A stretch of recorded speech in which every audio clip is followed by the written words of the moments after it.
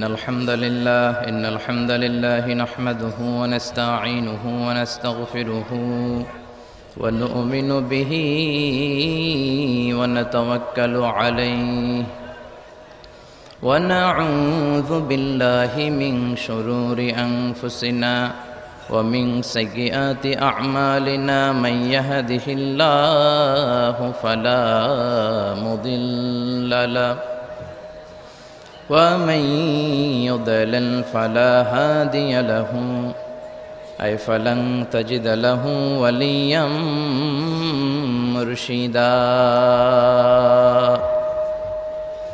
ونشهد أن لا إله إلا الله وحده لا شريك له والذي لا ضد له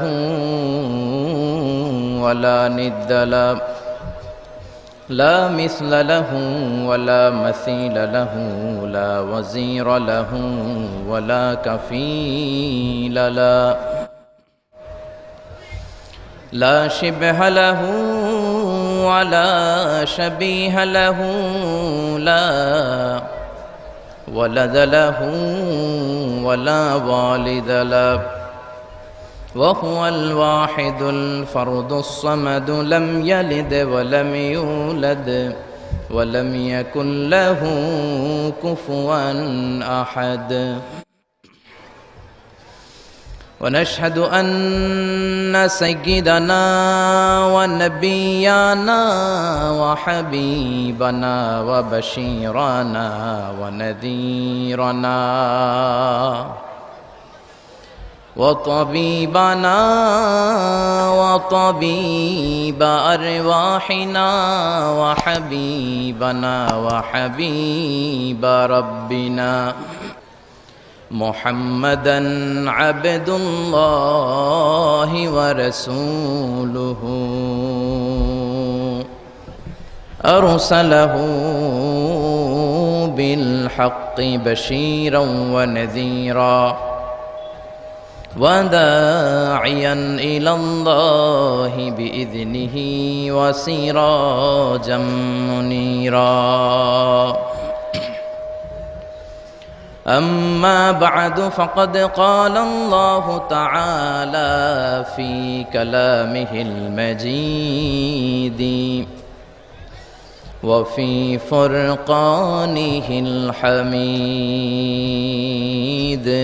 أعوذ بالله من الشيطان الرجيم بسم الله الرحمن الرحيم تبارك الذي بيده الملك وهو على كل شيء قدير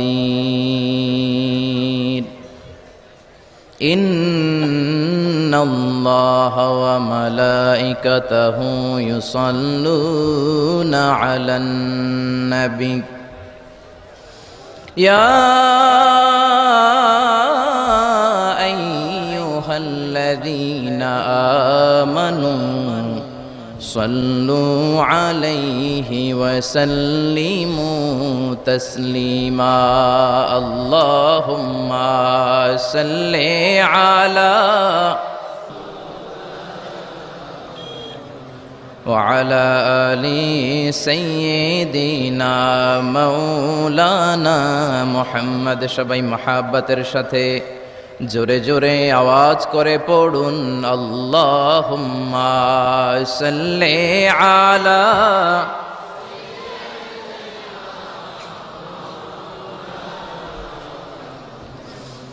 وعلى آل سيدنا مولانا محمد তাহাজ্জুদের জায়নামাজে মরণ দিও প্রভু আমায় একামতে দিনের কাজে কবুল করে নিও আমায় তাহাজ্জুদের জায়নামাজে মরণ দিও প্রভু আমায় একামতে দিনের কাজে কবুল করে নিও আমায়। আল্লাহুম্মা সাল্লি আলা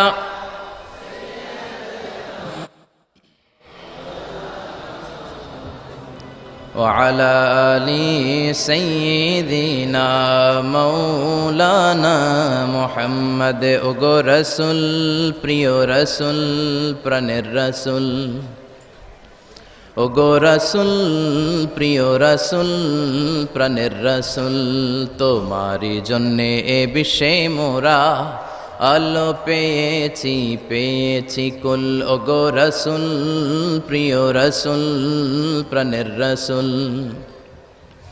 ওগো রাসূল প্রিয় রাসূল প্রাণের রাসূল আল্লাহুম্মা সাল্লি আলা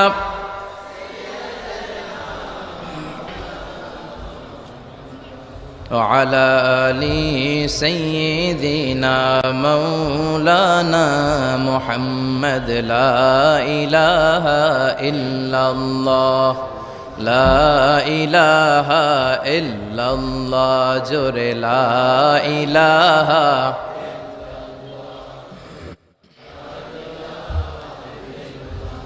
سبحان الله الحمد لله لا إله إلا الله سبحان الله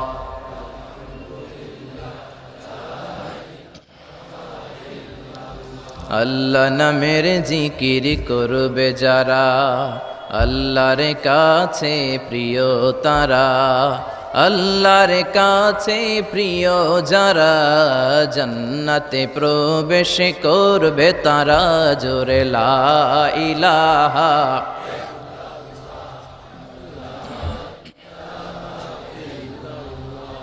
লা ইলাহা ইল্লাল্লাহু মুহাম্মাদুর রাসূলুল্লাহ সাল্লাল্লাহু আলাইহি ওয়াসাল্লাম। আপনারা সবাই কেমন আছেন? আমিও আলহামদুলিল্লাহ ভালো আছি। আমরা সুখে দুঃখে সকালে বিকালে শীতকালে গ্রীষ্মকালে একজনের শুকরিয়া করি, তিনি কে?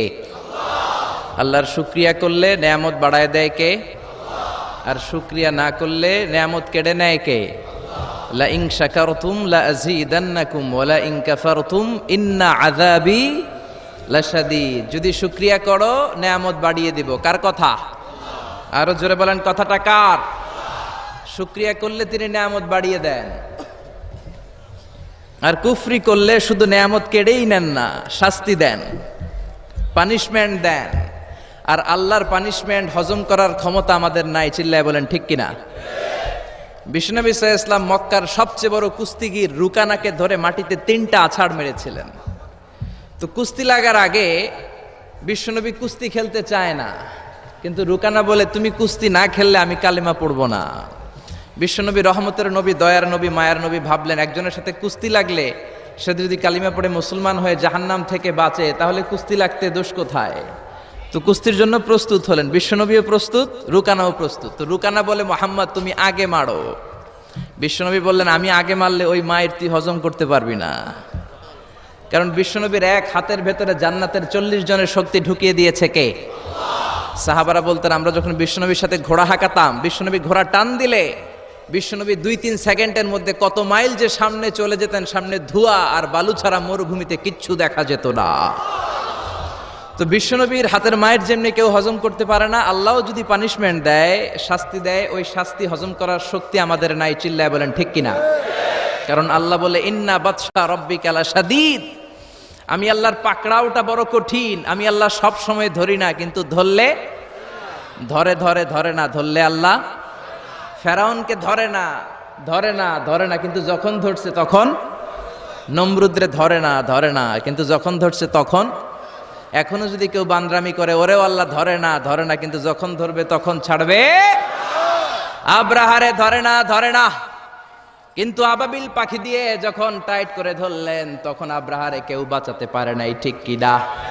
আবার কাবা ভাঙতে এলে পাঠাও আবাবিল, দাও খোদা দাও আমায় আবার। ওমর দারাজ দিল দাও খোদা দাও আমায় আবার, ওমর দারাজ দিল। চিল্লায় পড়েন আল্লাহু আকবার। এজন্য সবসময় শুকরিয়া করব কার? আল্লাহ আমাদেরকে আজীবন আমরণ তার বেশি বেশি শুকরিয়া করার তৌফিক দান করুক। তাহলে আপনারা সবাই ভালো আছেন না? শীত লাগে? লাগে না? আমি শীতে কাঁপতেছি কয় লাগে না। তাহলে মাফলার পরছেন কেন? হ্যাঁ, চাদর গায়ে দিছেন কেন? সত্যি করে বলেন, শীত লাগে? এবার আবার কয় লাগে। আসলে কোনটা সঠিক, আগেরটা না এখনকারটা? এই শীতের কথাও কোরআনে আছে না নাই? রিহলাতাশ শিতাই ওয়াস সাইফ। কুরাইশরা বছরে দুইবার বিজনেস করতে বেরোতো, একটা শীতকালে আর একটা গ্রীষ্মকালে। শীতের কথাও আল্লাহ কোরআনে দিয়েছেন। তো আলহামদুলিল্লাহ, আল্লাহ আমাদেরকে ভালো রেখেছে। আড়াইবাড়ি দরবার শরীফের উদ্যোগে আজকের ৮০তম বিশাল ইসালে সওয়াব ও তাফসিরুল কোরআনের মাহফিলের মুহতারাম সভাপতি আমার প্রিয় নানা ভাই অধ্যক্ষ গোলাম সরোয়ার সাঈদী পীর সাহেব, আড়াইবাড়ি দরবার। আল্লাহ আমার প্রিয় নানা ভাইকে তুমি কবুল করে নাও। তিনি যেভাবে কোরআনের আলোকে গোটা বাংলাদেশ সহ গোটা বিশ্বে ছড়িয়ে দিচ্ছে, এর ধারাবাহিকতা আল্লাহ তুমি অটুট রাখো, তাকে তুমি সুস্থ রাখো। আমার আরেক নানা ভাই আড়াইবাড়ির পিসাব কুমিল্লা, উনি খুব অসুস্থ, হার্টে 3টা রিং পরানো হয়েছে। আল্লাহ তুমি ওনাকেও সুস্থ করে দাও। কেউ অসুস্থ হলে বিশ্বনবী পড়তেন আল্লাহুম্মা রাব্বান নাস আযহিবিল বাস ইশফি আনতা শাফি লা শিফা ইল্লা শিফাউক শিফাউন লা ইগাদিরু সাকামা। আবার পড়তেন আসআলুল্লাহুল আযীম রাব্বাল আরশিল আযীম আন ইয়াশফিয়াহ। এজন্য অসুস্থ হলে এই দোয়াগুলো পড়বেন, তাহলে সুস্থ করে দিবে কে? তাবিজ তোমার ঝুলানো যাবে না। অনেকে অসুস্থ হইলেই তাবিজ ঝুলায়, আসে না নাই? বিশ্বনবী 4 মাস, কোন বর্ণনায় 6 মাস অসুস্থ ছিলেন। লাবিদ ইবনুল আসাম, ইহুদিদের মিত্র, বিশ্বনবীকে ব্ল্যাক ম্যাজিক করেছে, কিন্তু বিশ্বনবী তাবিজ ঝুলান নাই। পরে মুআউযিজাতান, সূরাতুল ফালাক, সূরাতুন নাস নাজিল করে দিল কে? বিশ্বনবী পড়ে ফু দিলেন, বিশ্বনবী সুস্থ হয়ে গেল। চিল্লায় পড়েন আল্লাহু আকবার। এজন্য যারাই আজকের প্রোগ্রামে এসেছেন, আল্লাহ তাদের সবাইকে ভালো রাখুক, সুস্থ রাখুক। যত অসুস্থ আছে তাদের সবাইকে আল্লাহ শিফায়ে কামেলা নসিব করুক, আমরা পড়ি আমিন। আজকের মাহফিলে আসতে পেরে আমরা খুশি না বেজার? কম না বেশি?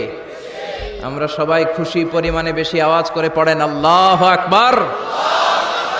আমরা শুরুতেই ফরমালি আল্লাহ তাআলাকে থ্যাঙ্কস জানাই যে আল্লাহ তাআলা এরকম চমৎকার পরিবেশে কোরআন শোনার জন্য আমাদেরকে বসার তৌফিক এনায়েত করলেন। আমরা সবাই পড়ে নিচ্ছি কালিমাতুশ শুকুর, আলহামদুলিল্লাহ।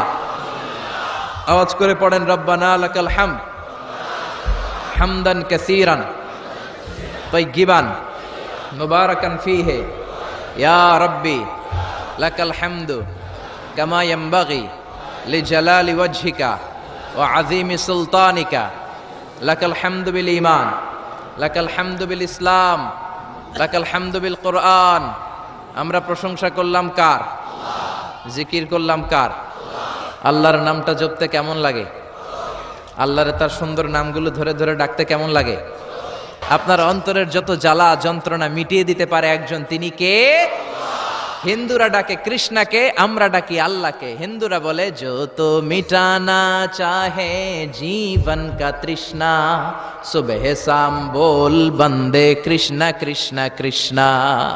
কিন্তু আমরা বলি जो तो मिटाना चाहे जीवन का जाला सुबह शाम बोल बंदे अल्लाह अल्लाह अल्लाह। ঠিক কি না? এজন্য আমাদের অন্তরের জ্বালা মেটাতে পারে একজন, তিনি কে? কেউ যেটা পারে না পারে কে? কেউ যেটা দেখে না দেখে কে? কেউ যেটা দেয় না দেয় কে? আমাদের মাথার উপরে কি বিশাল আকাশ, এক আকাশের চেয়ে আরেক আকাশ বড়। তার উপরে কোরআনের বাড়ি লৌহে মাহফুজ, সিদরাতুল মুনতাহা, ফেরেশতাদের কিবলা বাইতুল মামুর। তার উপরে আল্লাহর আরশ, তার উপরে আল্লাহর কুরসি। ওই কুরসির উপর থেকে 70,000 নূরের পর্দা, সেখান থেকে আল্লাহ আমাদের উপর রহমত নাজিল করেন। এত উপর থেকে সপ্ত জমিনের নিচেও কোনো পিপিলিকা যদি নীরবে নিঃশব্দে হেঁটে যায়, আল্লাহ ওই পিঁপড়ার পায়ের আওয়াজটাও শুনতে পায়। সুবহানাল্লাহ বাড়িতে যে বললেন, আরো জোরে পড়েন সুবহানাল্লাহ। আসেন সে আল্লাহর নামের আমরা বড়ত্ব ঘোষণা করি। আল্লাহ বলেন রব্বাকা ফাকাব্বির। নবী, আপনি আপনার রবের নামের বড়ত্বের ঘোষণা দেন। আসেন আল্লাহর নামের 3টা তাকবীর দিয়ে আমরা সরাসরি কোরআন থেকে শুনবো ইনশাআল্লাহ। পড়েন। প্রথম তাকবীর দিবেন বিবাহিতরা, দ্বিতীয় তাকবীর দিবেন অবিবাহিতরা, তৃতীয় তাকবীর দিবেন সবাই মিলে। বিবাহিত বনাম বিবাহিত না করলে আজকে আপনাদের জড়তা কাটবে না। বিবাহিতরা হাত তোলেন তো দেখি। আপনাদের দলে আমিও আছি ইনশাল্লাহ, হাত নামান। অবিবাহিত কারা আসছে দেখি? ওরে আল্লাহ, এটা দেখি অবিবাহিতদের মাহফিল। মাশাআল্লাহ, হাত নামাও। আমি লিল্লাহি তাকবীর বললে প্রথমে আমার বিবাহিত বাজানরা পড়বেন আল্লাহু আকবার, এরপর অবিবাহিতরা পড়বেন দ্বিতীয় পর্যায়ে আল্লাহু আকবার, আর তৃতীয় পর্যায়ে আজকে সবাই মিলে আমরা তাকবীর দিয়ে গলা ফাটাই দিব। পারা যাবে মুসলমান? শুরুতে বিবাহিতরা রেডি হন। বিবাহিত ভাইরা রেডি? রেডি? ওনারা যে রেডি এটাও কইতে পারে না রেডি। এদের আওয়াজ শুনে মনে হচ্ছে মহিলা সমাবেশে ওয়াজ করতেছি। মহিলা সমাবেশ হয় কসবাতে, মহিলা সমাবেশে এদিকে একটা পর্দা থাকে, আমি কাউরে দেখি না, আমি ওয়াজ করতেই থাকি আর হনতেই থাকে, কোনো সুবহানাল্লাহ নাই, আলহামদুলিল্লাহ নাই, কোনো আওয়াজ নাই। তো মনে হচ্ছে যে মহিলা সমাবেশ। আপনারা সামনে যারা বসা মহিলা না পুরুষ? পুরুষ এটাও কইতে পারলো না। চিৎকার করে বলেন মহিলা না পুরুষ? শুধু পুরুষ না সুপুরুষ? শুধু কি সুপুরুষ না ইমানদার সুপুরুষ? ইমানদার সুপুরুষের তাকবীরের আওয়াজ তো আকাশ বাতাস চন্দ্র সূর্য ভেদ করে আল্লাহর আরশে যে ধাক্কা লেগে যায়। তো শুরুতে বিবাহিত ভাইরা রেডি? গলা ফাটিয়ে তাকবীর দেওয়া যাবে? আমি পড়বো লিল্লাহি তাকবীর, প্রথম পর্যায়ে বিবাহিতরা পড়বে আল্লাহু আকবার। অনেকে কাশি দিয়ে গলা ঠিক করতেছে। তো বিবাহিত ভাইরা তাকবীর দেন, অবিবাহিতরা চুপ থাকো। বিবাহিত ভাইরা পড়েন লিল্লাহি তাকবীর। মাশাআল্লাহ, অনেক আওয়াজ হয়েছে, খারাপ না একেবারে। কি বলেন? খারাপ না, চলে চলে, আলহামদুলিল্লাহ। এবার অবিবাহিতরা, অবিবাহিত ভাইয়েরা কি রেডি?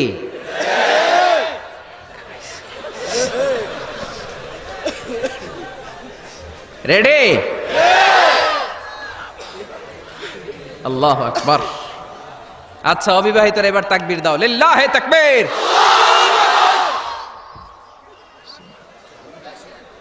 তিন শূন্য গোল। এবার বিবাহিত অবিবাহিত কোনো কথা নাই, আমরা সবাই মিলে তিনটা তাকবীর দেব, যাতে আড়াইবাড়ি দরবারের এই প্যান্ডেল কেঁপে কেঁপে ওঠে আমার আল্লাহর নামে। জোরে বলেন ঠিক কিনা? তাকবীর নাম্বার 1, লিল্লাহি তাকবীর, লিল্লাহি তাকবীর, লিল্লাহি তাকবীর। আল্লাহ যদি কিয়ামতের দিন বলে, যা তুই আমার নামে তাকবীর দিয়েছিস, তোরে আমি মাফ করে দিলাম, আমরা আল্লাহর কাছে শুধু মাফ চাই, নাজাত চাই, ঠিক কিনা? আর কিছু যে চাই না আমি, চাই গো নাজাত। আল্লাহ তোমার কাছে আমার এই মুনাজাত, আল্লাহ তোমার কাছে আমার এই মুনাজাত। পড়েন আমিন। আমি আমার খুতবার শুরুতে সূরা মুলকের প্রথম আয়াত তেলাওয়াত করেছি। আসুন আজকের এই চমৎকার রজনীতে, এই মুবারক রজনীতে, এই বরকতময় সন্ধ্যায় রাতে আমরা সূরাতুল মুলকের আলোকে কথা শুনি। আওয়াজ করে পড়েন ইনশাআল্লাহ। সূরাতুল মুলক আল কোরআন আল কারীমের 29তম পারায় অবস্থিত সর্বপ্রথম সূরা, 29 পারার প্রথম সূরা। সূরাটি মাক্কি সূরা। এই সূরায় রুকু রয়েছে 2টি, আয়াত আছে 30টি, অনেক বরকতময় সূরা। বিশ্বনবী বলেন, ইন্না হাযিহি সূরা মানিআতুন মিন আযাবিল কবর। এই সূরাটা যে তেলাওয়াত করবে আল্লাহ তাআলা তাকে কবরের আযাব থেকে বাঁচায় দিবে। সুবহানাল্লাহর আস্তে বলেন। কোন সূরা তেলাওয়াত করলে? সূরা মুলক। সবাই বলেন কোন সূরা? Consider this program, tafsir program, as a class. The person is delivering lecture, sitting in front of you, he is your teacher, and you all sitting guys are the students of Tafsirul Quran. এই প্রোগ্রামগুলো, শীতের প্রোগ্রামগুলোকে ক্লাসের মতো মনে করবেন, তাহলে কিছু শিখে যাওয়া যাবে। আমার আগে হযরতুল আল্লাম কামালউদ্দিন সৈয়দ কামালউদ্দিন জফরি সাহেব ছিলেন আমাদের শিক্ষক, আমরা ছিলাম কোরআনের ছাত্র। এখন আমি একটু করে বসার সুযোগ পেয়ে গেলাম, আমি হয়ে গেলাম শিক্ষক, আর আমরা সবাই কোরআনের ছাত্র। খুশি না বেজার? তো সূরাতুল মুলক এমন সূরা যেটা আপনাকে কবরের আযাব থেকে বাঁচাবে। বিশ্বনবী বললেন, মানিআতুন মিন আযাবিল কবর। এই সূরা যে তেলাওয়াত করবে তার কোনো কবরের আযাব হবে না। পড়েন সুবহানাল্লাহ। আমাদের কবরে যাওয়া লাগবে কি লাগবে না?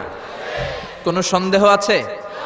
একদিন মাটির ভেতরে হবে ঘর রে মন আমার, কেন বাঁধো দালান ঘর রে মন আমার, কেন বাঁধো দালান ঘর, একদিন মাটির ভেতরে হবে ঘর রে মন আমার, কেন বাঁধো দালান ঘর। ঠিক কিনা?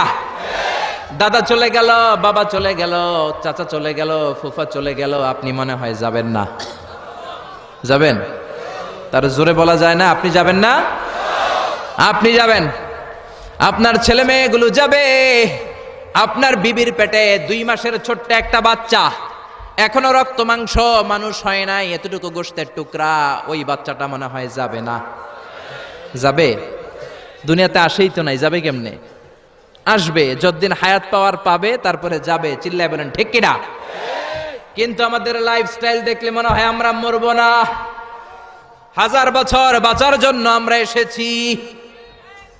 শুধু আমরা বলি সবকিছু আমার, আমার, আমার বাড়ি, আমার গাড়ি, আমার এলাকা, আমার দাপট, এগুলো বলতে আমরা খুব পছন্দ করি। চিল্লায় এখন ঠিক কিনা? কেমন করে আপনার বাড়ি, যেই বাড়িটারে আমার বাড়ি বলে আপনি ঘোষণা দেন, আপনার বাবা যখন এই বাড়িতে থাকতো আপনার বাবাও বলতো বাড়িটা আমার বাড়ি, বলতো না? আপনার দাদা যখন এই বাড়িতে থাকতো দাদাও বলতো এটা আমার বাড়ি, দাদার দাদার দাদা যখন এই বাড়িতে থাকতো উনিও বলতো আমার বাড়ি। আপনি মরে গেলে আপনার ছেলে দাবি করবে আমার বাড়ি, ছেলে মরলে নাতি বলবে আমার বাড়ি, নাতির নাতির নাতিও যখন এই বাড়িতে থাকবে সেও বলবে আমার বাড়ি। বাড়ি একটা, দাবিদার কতজন চিন্তা করেছেন? পরের জায়গা পরের বাড়ি, ঘরে বাঁধিয়ায় আমি রই, আমি তো সেই ঘরের মালিক নই। পরের জায়গা পরের বাড়ি, ঘরে বাঁধিয়ায় আমি রই, আমি তো সেই ঘরের মালিক নই। ঠিক কিনা? এজন্য এই দুনিয়াটা হলো ট্রানজিট পিরিয়ড, আজীবন থাকার জন্য আসি নাই, কিছুদিনের জন্য আসলাম। কবরের বাড়িতে আমাদেরকে যেতে হবে, কবরের প্রিপারেশন, প্রস্তুতি আমাদেরকে নিতে হবে। এই জন্য বিশ্বনবী বললেন ইন্না ফিল কুরআনি লাসূরা, কোরআনের মধ্যে এমন একটা সূরা আছে মানিআতুন মিন আযাবিল কবর, এই সূরাটাকেও তেলাওয়াত করলে ওই কবরের আযাব থেকে ওই বান্দাটারে বাঁচায়া দিবে কে? কি নাম ওই সূরার? আরো জোরে বলেন। সূরা মুলক তেলাওয়াত করতে রাজি আছেন তো? আবার বিশ্বনবী বললেন শাফাআত লি সাহিবিহা, এই সূরাটা কিয়ামতের দিন তেলাওয়াতকারীর জন্য আল্লাহর কাছে সুপারিশ করবে। আপনি তেলাওয়াত করলে আপনার জন্য আল্লাহর কাছে সুপারিশ করবে। কোরআন যদি কারো পক্ষে আল্লাহর কাছে সুপারিশ করে, ওই সুপারিশ আল্লাহ কোনোদিন ফেলে দিতে পারবে নাকি? পারবে? মাননীয় অর্থমন্ত্রী যদি মাননীয় প্রধানমন্ত্রী শেখ হাসিনার কাছে কোনো বিষয়ে সুপারিশ করে, শেখ হাসিনা এটাকে রিজেক্ট করতে পারবে? ফেলে দিতে পারবে? কারণ অর্থমন্ত্রীর সুপারিশ। চিল্লায় বলেন ঠিক কিনা?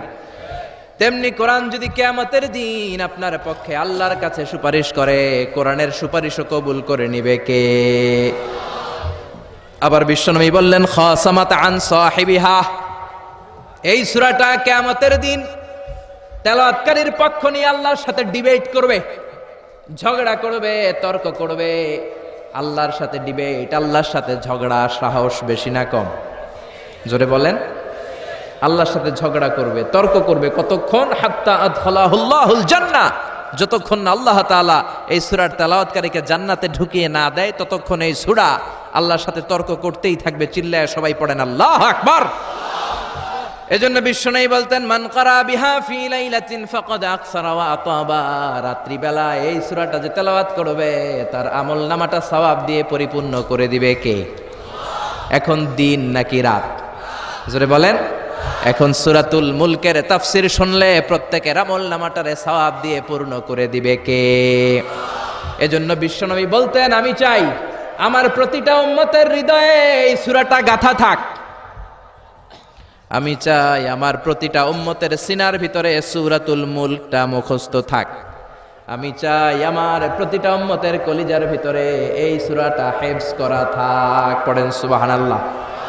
এজন্য বিশ্বনবীর উম্মত হিসেবে এই সূরাতুল মুলক আমাদের মুখস্থ থাকার দরকার আছে না নাই?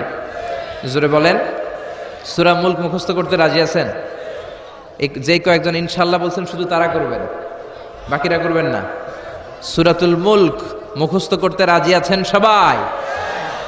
এই সূরার মাত্র 30টা আয়াত। কয়টা? এক মাসে কয়দিন? আপনাদের এই আড়াইবাড়ি এলাকায় কয়দিন? এদিকে 30 দিন।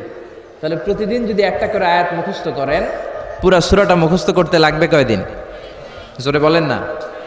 তাহলে আগামী 1 মাসে আমরা এই সূরাতুল মুলক মুখস্থ করে ফেলবো। রাজি আছেন? রাজি আছেন সবাই? আল্লাহ তুমি কবুল করো। এখন পড়া শোনাবেন কার কাছে?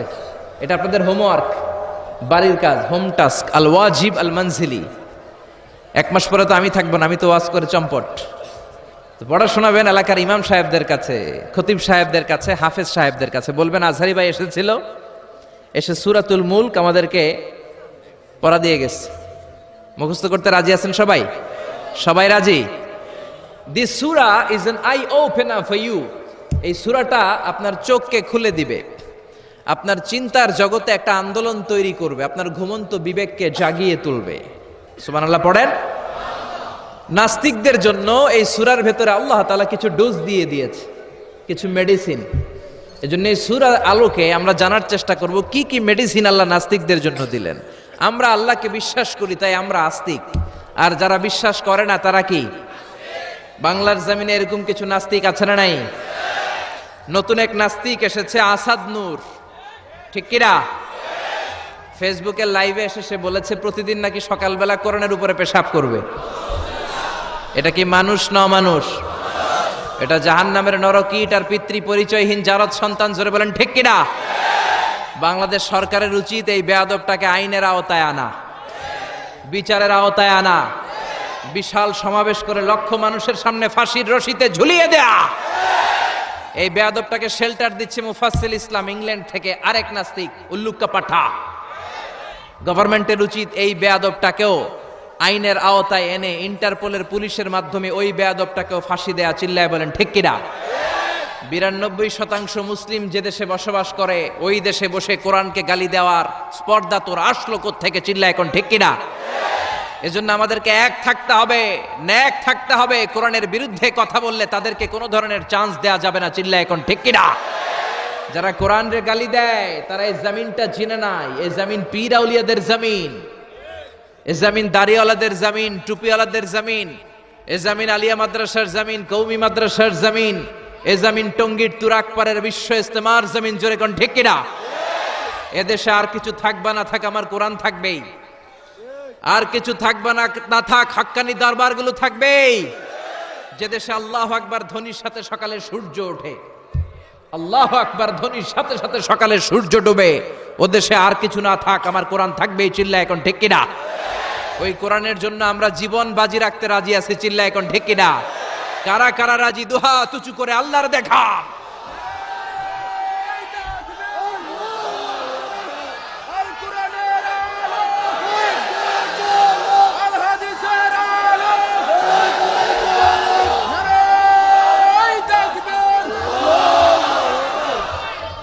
আল্লাহ কোরআনের জন্য ভালোবাসাকে তুমি কবুল করে নাও। এই যে কোরআনের কথা শুনলে আমরা আবেগ আপ্লুত হয়ে যাই, এই দরদটাকে তুমি আমাদের নাজাতের ওসিলা বানাও। আরো জোরে পড়েন আমিন। এই সূরাটা আপনার চোখ খুলে দিবে। নাস্তিকদের জন্য আল্লাহ এই সূরাতে ডোজ দিয়েছে। নাস্তিকরা বলে আমরা স্রষ্টায় বিশ্বাস করি না, এর কারণ আনসিন ইজ নাথিং, যেটা দেখা যায় না ওইটা মানি না। নাস্তিকরা যে আল্লাহ তাআলাকে বিশ্বাস করে না, তাদের সবচেয়ে যুক্তি হচ্ছে আনসিন ইজ নাথিং, যেটা দেখা যায় না ওইটা বিশ্বাস করি না। তো নাস্তিককে জিজ্ঞেস করবেন, do you see the air in the atmosphere? এই যে বায়ুমণ্ডলে বাতাস, তুমি কি বাতাস দেখতে পাও? So why do you believe on that? তাহলে বাতাস না দেখলে বাতাসে বিশ্বাস করো কেন? Do you see the bad headache someone feel in his head? কেউ যখন মাথায় ব্যথা পায়, অনেকে এসে বলে হুজুর মাথার ব্যথায় মরে যাচ্ছে, একটু ফু দিয়ে দেন। ওর যে মাথায় ব্যথা আমি কি দেখতে পাচ্ছি? কথা বলেন। So why do you believe on that? তাহলে বিশ্বাস করো কেন? আরে মিয়া, তুমি তো তোমার নিজেরই দেখো না, নিজের স্রষ্টারে দেখবা কেমন করে? আমরা কি আমাদের চোখ দেখতে পাই আয়নার সাহায্য ছাড়া? জোরে বলেন। আমি কি আমার চোখ দেখতে পাচ্ছি? আপনারা আপনাদের চোখ দেখতে পাচ্ছেন? আপনারা আমারটা দেখতেছেন, আমি আপনাদেরটা দেখতেছি, কিন্তু আমরা কি আমাদেরটা দেখতে পাচ্ছি? সামনে আয়না না ধরলে আমরা আমাদের চোখ দেখি না। আপনি কি আপনার পিঠ দেখেছেন আয়নার সাহায্য ছাড়া? জোরে বলেন। আরে আয়না এনে দিলেও তো পিঠ দেখতে গেলে ঘাড় ভেঙে যাওয়ার সম্ভাবনা আছে। চিল্লা এখন ঠিক কিনা? এজন্য আল্লাহ ডেকে বলে, গোলাম আমারে দেখা যায় না। লা তুদরিকুহুল আবসার ওয়া হুয়া ইউদরিকুল আবসার ওয়া হুয়াল লাতীফুল খাবীর।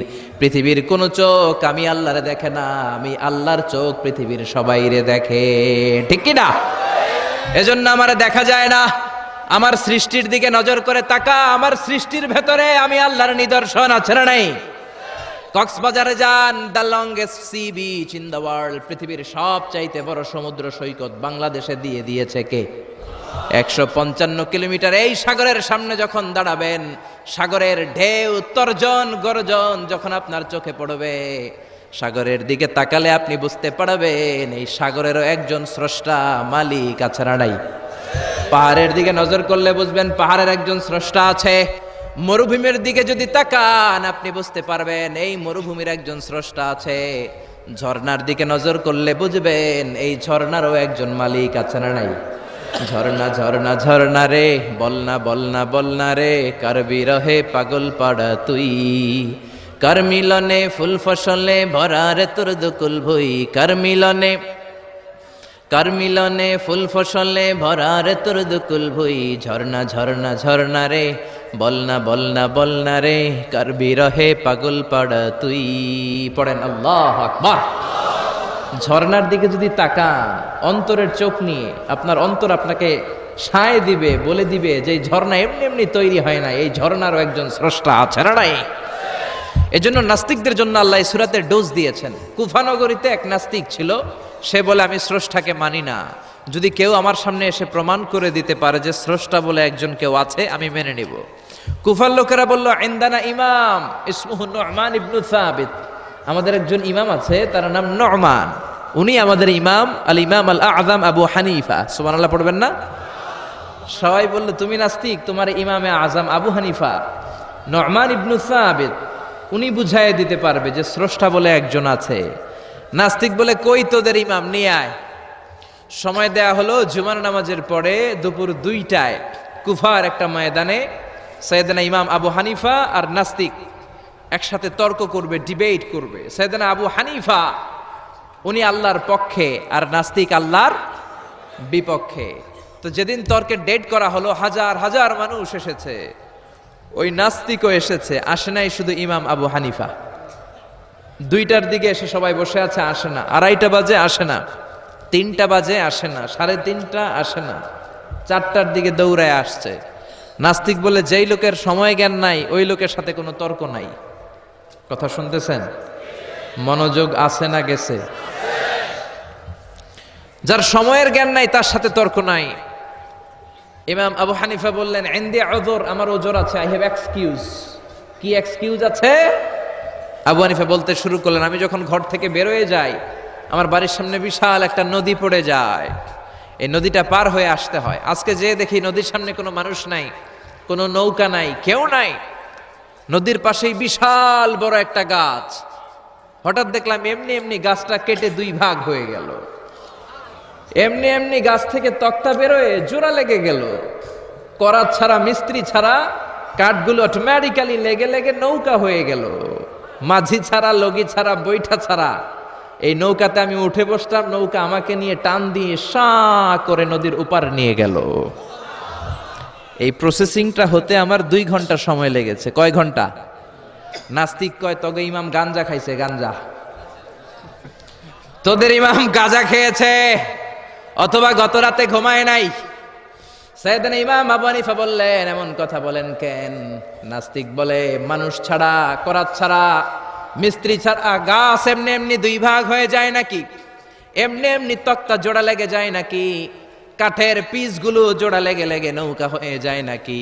মাঝি ছাড়া, লগি ছাড়া, বৈঠা ছাড়া নদীর এপার থেকে নৌকা কাউকে নিয়ে ওপারে চলে যায় নাকি? ইমাম আবু হানিফা বললেন now you are on the right track, এই তো আপনি লাইনে চলে আসছেন, এখন আপনারা বোঝানো সহজ হবে আমার। সাইয়েদনা ইমাম আবু হানিফা বললেন বুঝলাম, এমনি এমনি কিছু হয় না, এমনি এমনি তক্তা হয় না, এমনি এমনি নৌকা হয় না, এমনি এমনি মাঝি ছাড়া নৌকা চলে না। তাহলে আকাশটা কেমন করে এমনি এমনি হলো? জমিনটা কেমন করে এমনি এমনি হলো? মহাশূন্য কেমন করে এমনি এমনি হলো? নভমণ্ডল ভূমণ্ডল কেমন করে এমনি এমনি হলো? কার ইশারায় সাগর বয়ে যায়, কার ইশারায় ঝর্ণা চলে? চিল্লা এখন সুবহানাল্লাহ। নাস্তিক বলে তাই তো, এইভাবে তো আমি ভেবে দেখি নাই, আসলেই তো আমি একটা উল্লুক্কা পাঠা, আমি তো চিন্তা করি না এইভাবে। নাস্তিক বলে, ও ইমাম, আপনি আমার ঘুমন্ত বিবেককে জাগিয়ে দিয়েছেন, আমার চোখ আপনি খুলে দিয়েছেন, আর দেরি করার দরকার নাই, আপনি আমারে পড়িয়ে দেন লা ইলাহা ইল্লাল্লাহু মুহাম্মাদুর রাসূলুল্লাহ সাল্লাল্লাহু। এজন্য সূরার ভেতরে নাস্তিকদের জন্য কিছু মেডিসিন দিয়েছে কে? আরো জোরে সবাই বলেন, কে? সূরার নাম আরো জোরে সবাই বলেন না, কি নাম? সূরা মুলক। মুলক মানে ক্ষমতা, মুলক মানে কি? মুলক মানে পাওয়ার, মুলক মানে অথরিটি, মুলক মানে সভরেন্টি। আল্লাহ শুরু করলেন, তাবারাকাল্লাযী বিয়াদিহিল মুলকু ওয়া হুয়া আলা কুল্লি শাইইন কাদির। সুমহান সেই সত্তা যার হাতে ক্ষমতা, আর তিনি পৃথিবীর সব কিছু করার ব্যাপারে সক্ষমতা রাখেন। সুবহানাল্লাহ। আল্লাহ শুরু করলেন তাবারাকা দিয়ে, তাবারাকাল্লাযী বিয়াদিহিল মুলক। সুমহান সেই সত্তা যার হাতে ক্ষমতা। ক্ষমতা কার হাতে? সবাই বলেন, কার হাতে? নাকি আপনাদের হাতে? আপনারা তো বলেন ক্ষমতা আপনাদের হাতে, বলেন না? জনগণ সকল ক্ষমতার উৎস, বলেন না? এটা রাষ্ট্রীয় কুফুরি, রাষ্ট্র থেকেও কিছু কুফুরি আমাদেরকে শেখানো হয়। এজন্য রাষ্ট্রের সব সিগন্যাল মেনে নেওয়া যাবে না। চিল্লা এখন ঠিক কিনা? জনগণ সকল ক্ষমতার উৎস নয়, সকল ক্ষমতার উৎস হচ্ছে একজন, তিনি কে? একটু খেয়াল করে বুঝে উত্তর দেন। কেমন করে আপনি ক্ষমতার উৎস হন? আপনার যখন পেটে ব্যথা হয়, আপনি বিছানায় গড়াগড়ি খান কি খান না? ডায়রিয়া হলে চিল্লাচিল্লি করেন কি করেন না? তো আপনি না ক্ষমতার উৎস, আপনি চিল্লাচিল্লি করেন কেন? 3 বার ডায়রিয়ার কারণে টয়লেটে গেলে 4র্থবার আর চেহারার দিকে তাকানো যায় না। 5 বার বাথরুমে গেলে বাইরে একা আই আর হাইতান্ন আই মরি যাইউম। তো হাইতান্ন কিল্লাই? আপনার ক্ষমতার মালিক। ডায়রিয়া হলে আপনি টয়লেট থেকে বের হয়ে বলবেন, আমি ক্ষমতার মালিক, এই জন্য আমার ডায়রিয়া হয়েছে। আসলে আমরা ক্ষমতার মালিক নই, ক্ষমতার মালিক একজন, তিনি কে? আমরা হলাম সবাই দুর্বল। ওয়া খুলিকাল ইনসানু দাঈফা। আমাদেরকে দুর্বল বানিয়ে আল্লাহ তৈরি করেছেন। শুধু আমরাই দুর্বল নই, আমরা দুর্বলের ঘরের দুর্বল। আমরা দুর্বল, আমাদের বাবাও দুর্বল, দাদাও দুর্বল, তার মানে দুর্বলের ঘরের, দুর্বলের ঘরের আমরা তো দুর্বল। রিকশার টায়ার পাংচার হলে আমরা বাজারে লাভ দিয়ে উঠি, লাভ দেন না? আমি কত লাভ দিছি? আমি তো এক জেলা থেকে আরেক জেলায় তাফসীর প্রোগ্রামের কারণে যাওয়া লাগে, তো মাঝ রাতে মাঝে মাঝে ট্রাকের চাকা টায়ার পাংচার হয়ে যায়, তো লাভ দিয়ে উঠি। রিকশাওয়ালারে বলি, কিরে? ড্রাইভারে বলি, কিরে কিসের আওয়াজ? বলে, হুজুর ট্রাকের টায়ার পাংচার হয়ে গেছে। লাভ দিয়ে উঠি। কোনো ক্ষমতা নাই। পিছন থেকে কেউ যদি বলে, হুজুর মাহফিলের প্যান্ডেলে সাপ, ফস, খুঁজে পাওয়া যাবে? আপনারা থাকলো আমি দৌড় দুমে এসি বাদিয়া, সাসা আপন প্রাণ বাসা। 3-4টা ভাউয়া ব্যাং যদি কেউ ছেড়ে দেয়, এখানে একটা, ওইদিকে একটা, ওইদিকে একটা, ব্যাং আর কি লাভ দিবে? তার সে 3 ডবল লাভ দিয়ে আপনারা পালাবেন, ঠিক কিনা? তাহলে আসলে আমাদের কোনো ক্ষমতা নাই, ক্ষমতার মালিক হলো একজন, তিনি কে? এজন্য রব্বুল আলামিন বলেন, তাবারাকাল্লাযী বিয়াদিহিল মুলকু ওয়া হুয়া আলা কুল্লি শাইইন কাদির। সুমহান সেই সত্তা যার হাতে ক্ষমতা। ক্ষমতা কার হাতে? আমাদের কোনো ক্ষমতা নাই, আমরা নকল ক্ষমতার মালিক, আসল ক্ষমতার মালিক একজন, তিনি কে? আমাদের যে ক্ষমতা নাই, এটা ভূমিকম্প হলে টের পাওয়া যায়। রাত 3টার দিকে যখন ভূমিকম্প হয়, সব লোক বিল্ডিং থুয়ে দেয় দৌড়। ভাড়াটিয়াও দৌড়, বাড়িওয়ালাও দৌড়। কসবা এলাকার বাড়িওয়ালারা মনে হয় দৌড় দেয় না, কথা বলেন? ভাড়াটিয়াও দৌড় দেয়, বাড়িওয়ালাও দৌড় দেয়। চিল্লায় বলেন ঠিক কিনা? রাত 3টায় যখন ভূমিকম্প হয়, পুলিশের প্রধানও দৌড় দেয়। বাস্তবে তো র্যাবের প্রধানও দৌড় দেয়, প্রেসিডেন্টও দৌড় দেয়, শুধু প্রধানমন্ত্রী দৌড় দেয় না? দেয়? আমি কই নাই, কিন্তু আপনারা কইছেন। দোষ আপনাদের, আমার কোনো দোষ নাই। আমি প্রধানমন্ত্রীর কিছু বলি নাই। সাসা আপন প্রাণ বাঁচা। রাতে ভূমিকম্প হলে দৌড় দিতে হয়। চিল্লায় বলেন ঠিক কিনা? 2004 সালে বরিশালে প্রথমে গেলাম বাসে, ফিরে আসতেছি লঞ্চে, নদীর মাঝখানে তুফান, জাহাজ ডুবে যাবে। ওই দিন চিনলাম আল্লাহ কারে কয়, আল্লাহ কেসকো কাতে হে। ওই দিন লঞ্চের শুধু মুসলমানেরাই আল্লাহরে ডাকে নাই, হিন্দুরাও জিকির করছে কার? ওই দিন সবার মুখে একটা জিকির ছিল, লা ইলাহা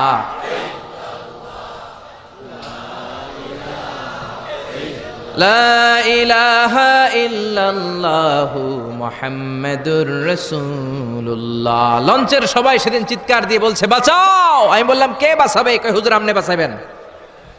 তো তাইলে আমারে বাঁচাইবো কে? কয় হুজুর আপনারে বাঁচাইবো আল্লাহ। আসলে বিপদে পড়লে বোঝা যায় আমাদের কোনো ক্ষমতা নাই, ক্ষমতার মালিক হচ্ছেন একজন, তিনি কে? এজন্য রাব্বুল আলামিন বলেন, কুলিল্লাহুম্মা মালিকাল মুলকি তুতিল মুলকা মান তাশাউ ওয়া তানজিউল মুলকা মিম্মান তাশা ওয়া তুইজ্জু মান তাশাউ ওয়া তুযিল্লু মান তাশাউ বিয়াদিকাল খায়র ইন্নাকা আলা কুল্লি শাইইন কাদির। ও আল্লাহ, আপনি ক্ষমতার মালিক। ক্ষমতার মালিক কে? আপনি যারে চান ক্ষমতার চেয়ারে বসান, আবার যারে চান ক্ষমতা থেকে নামিয়ে দেন। ফেরাউনকে মিশরের মসনদে বসালো কে? আবার সাগরের পানিতে সুবানি খাওয়াইলো কে? নমরুদকে ইরাকের চেয়ারে বসালো কে? আবার মশার কামড় দিয়ে শেষ করে দিল কে? ডোনাল্ড ট্রাম্পকে আমেরিকার ক্ষমতার চেয়ারের মধ্যে বসালো কে? ডোনাল্ড ট্রাম্প যদি বান্দ্রামি করে ওইটারও লাথি মাইরা নামায়া দিতে পারে কে? এজন্য আল্লাহ বললেন, তাবারাকাল্লাযী বিয়াদিহিল মুলকু ওয়া হুয়া আলা কুল্লি শাইইন কাদির। সুমহান সেই সত্তা যার হাতে ক্ষমতা, সব ক্ষমতা কার হাতে? জোরে বলেন না, কার হাতে?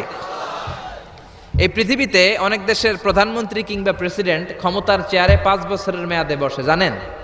জানেন না? না, কোন দেশে 5 বছরের মেয়াদে, কোন দেশে 10 বছরের মেয়াদে। তো আমার আল্লাহ ক্ষমতার চেয়ারে বসছে কয় বছরের মেয়াদে?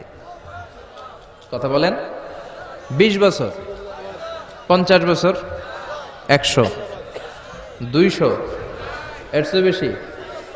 উনার ক্ষমতার নির্দিষ্ট মেয়াদ নাই, উনার আজীবন মেয়াদ। সুবহানাল্লাহ কইবেন না? ওয়াল আউয়াল ওয়াল আখির ওয়াল যাহির ওয়াল বাতিন ওয়া হুয়া বিকুল্লি শাইইন আলিম। আল্লাহ বললেন, আমি প্রথম, আমি শেষ, আমি প্রকাশ্য, আমি গোপন।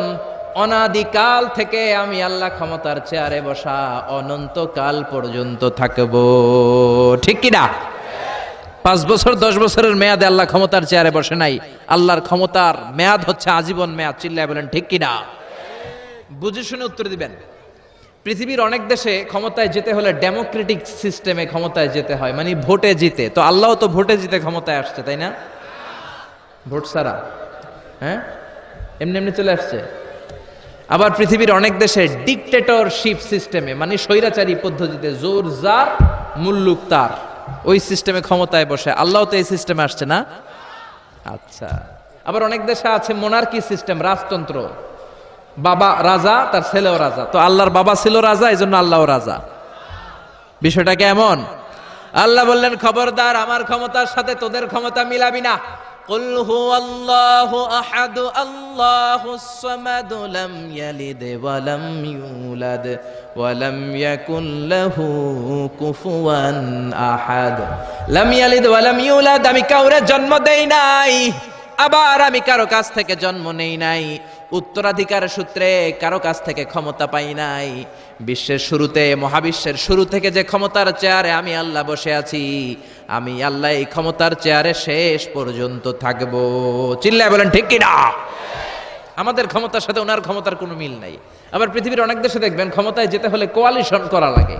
বাংলাদেশে এটারে বলে জোট করা লাগে। কি করা লাগে? জোটের রাজনীতি বাংলাদেশে আছে না নাই? কথা বলেন। কথা কয় না, মনে হয় কিছু বুঝেই না। জোটের রাজনীতি আছে না নাই? জোট যার বেশি ক্ষমতা তার বেশি, ঠিক কি না? প্রথমে শুরু হইল 4 দলীয় জোট, তারপর 14 দলীয়, তারপর 18 দলীয়, এরপর 20 দলীয়, এরপর মহাজোট, এবার হবে মহাজোট। তো আল্লাহ তো জোট করে ক্ষমতায় আসছে। আল্লাহর জোট করা লাগছে, কোয়ালিশন করা লাগছে। আল্লাহ বললেন, খবরদার, ওয়ালাম ইয়াকুল্লাহু শারীকুম ফিল মুলকি ওয়া কাব্বিরহু তাকবীরা। আমার ক্ষমতায় কোনো অংশীদার দল নাই, আমার ক্ষমতার মধ্যে কোনো শরিক দল নাই, আমার কোনো জোট নাই, আমার কোনো কোয়ালিশন নাই। আমি একাই ক্ষমতার মালিক, আমার ক্ষমতায় ভাগ বসানোর মতো কেউ নাই। জোরে কোন ঠিক কিনা? আবার দেখবেন পৃথিবীর অনেক দেশে আন্দোলনের মাধ্যমে ক্ষমতার চেয়ার থেকে নামানো যায়। যিনি প্রেসিডেন্ট, একটা আন্দোলন করলে ক্ষমতা থেকে নামানো যায়, এরকম আছে না নাই? গণ অভ্যুত্থান করতে পারলে, আন্দোলন করতে পারলে ক্ষমতা থেকে নেমে যায়।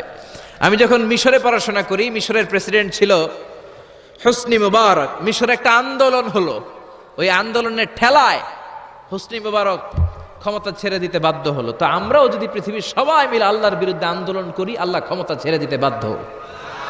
বুঝে শুনে উত্তর দিয়েন। পৃথিবীর সবাই মিলে চাইলেও আল্লাহ ক্ষমতা থেকে নামবে না। আচ্ছা, যত জিন আছে মহাবিশ্বে, সব জিনেরা যদি বলে আমরাও একাত্মতা ঘোষণা করলাম, আমরাও আল্লাহরে মানি না, মানুষ জিন ভাই ভাই, আল্লাহর আর রক্ষা নাই, তাইলে তো আল্লাহ ক্ষমতা ছেড়ে দিবে, তাই না? ছেড়ে দিবে। আবার ফেরেশতারাও যদি বলে আমরাও মানি না, মানুষ জিন ফেরেশতা, 3 দলীয় জোট। কয় দলীয়? কথা বলেন। মানুষ জিন ফেরেশতা 3 দলীয় জোট করে যদি আল্লাহর ব্যাপারে বিদ্রোহ করি, তাহলে আল্লাহর ক্ষমতা শেষ নাকি? আল্লাহর ক্ষমতা শেষ?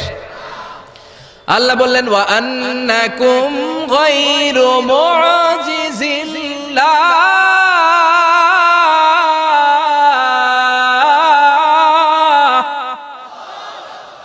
খবরদার, গোটা বিশ্বের সবাই মিলে যদি আমি আল্লাহরে পরাস্ত করতে চাও, গোটা বিশ্বের সবাই মিলে যদি আমি আল্লাহর ব্যাপারে বিদ্রোহ করো, আমি আল্লাহর বিরুদ্ধে যদি আন্দোলন সবাই মিলে তোমরা করো, আমার ক্ষমতার এক আনাও তোরা কমাতে পারবি না।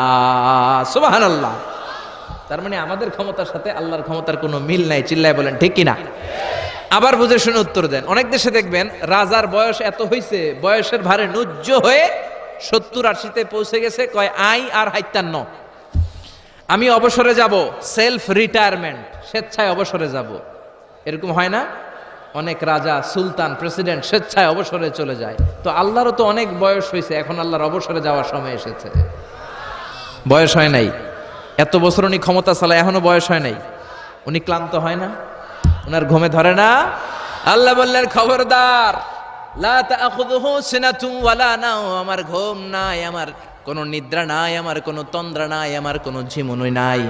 ওয়ালা ইয়াউদুহু হিফযুহুমা ওয়া হুয়াল আলিয়ুল আযীম। এই পুরো মহাবিশ্বটা পরিচালনা করতে যে আমি আল্লাহ ক্লান্ত হই না, আমি আল্লাহর তন্দ্রা আসে না, আমি আল্লাহর ঝিমুনি আসে না, আমি আল্লাহর ঘুম আসে না। আমি আল্লাহ একাই মহাবিশ্বের সব ক্ষমতার মালিক। ঠিক কিনা? এজন্য আল্লাহ বললেন তাবারাকাল্লাযী বিয়াদিহিল মুলকু ওয়া হুয়া আলা কুল্লি শাইইন কাদির। সমহান সেই সত্তা যার হাতে ক্ষমতা। ক্ষমতা কার হাতে? সবাই বলেন না, ক্ষমতা কার হাতে? নাকি আপনাদের হাতে? আর কোনদিন বলবেন জনগণ সকল ক্ষমতার উৎস? আর কোনদিন বলবেন সকল ক্ষমতার উৎস হচ্ছে একজন, তিনি কে? আওয়াজ করে বলতে হবে, তিনি কে? আমরা বললাম আল্লাহ, বুঝলাম আপনি ক্ষমতার মালিক, আর কিসের মালিক বলেন? আল্লাহ বললেন আল্লাযী খালাকাল মাউতা ওয়াল হায়াতা লিয়াবলুয়াকুম আইয়ুকুম আহসানু আমালা ওয়া হুয়াল আজিজুল গফুর। আমি শুধু ক্ষমতারই মালিক নই, আমি এমন আল্লাহ যে আল্লাহ জীবন তৈরি করলাম, যে আল্লাহ মরণ তৈরি করলাম। আমি জীবনেরও মালিক, মরণেরও মালিক। আমাদেরকে জীবন দিয়েছে কে? মরণ দিয়েছে কে? আমাদের প্রাণ ভিক্ষা দিতে পারে কে? নাকি আপনাদের রাষ্ট্রপতি? আপনাকে রাষ্ট্রপতি তো নাকি প্রাণ ভিক্ষা দেয়, দেয় না? আরে রাষ্ট্রপতিরও তো প্রাণ ভিক্ষা দিবে আল্লাহ। চিল্লায় বলেন ঠিক কিনা? আল্লাহ বললেন আমি এমন আল্লাহ আল্লাযী খালাকাল মাউতা ওয়াল হায়াতা লিয়াবলুয়াকুম আইয়ুকুম আহসানু আমালা। তোমরা কে কেমন আমল করো এটা দেখার জন্য আমি জীবন বানালাম, মরণ বানালাম, আর জীবন মরণের মাঝখানে তৈরি করলাম রূহ। রূহ তৈরি করলাম। কি তৈরি করলাম? রূহ মানুষ তৈরি করতে পারে না, রূহ তৈরি করতে পারে একজন, তিনি কে? মানুষ কম্পিউটার তৈরি করতে পারে, প্লেন বানাতে পারে, রকেট বানাতে পারে, রোবট বানাতে পারে, সুফিয়া খালারে বানাতে পারে, কিন্তু রুহু বানাতে পারে না। সুফিয়া খালারে চিনেন? আপনারাও চিনেন? আহা, মেয়েদের মতো লিপস্টিক দেয়া হয়েছে ওর ঠোঁটে, মেয়ের আকৃতি দেয়া হয়েছে, অবয়ব দেয়া হয়েছে। সুফিয়া রোবটটাকে দেখে আমার প্রতিবন্ধী মনে হলো। এমনে তাকায়, এমনে করে, এমনে করে, এমনে করে, আর ভেতরে সফটওয়্যারে সব সেট করে দেয়া। যেটা রিমোট কন্ট্রোলে চাপে ওই অনুযায়ী বলে। চিল্লায় বলেন ঠিক কিনা? যারা এই সুফিয়াকে বানিয়েছে, কিয়ামতের দিন আল্লাহ বলবে এই সুফিয়ার ভেতরে রুহু দে।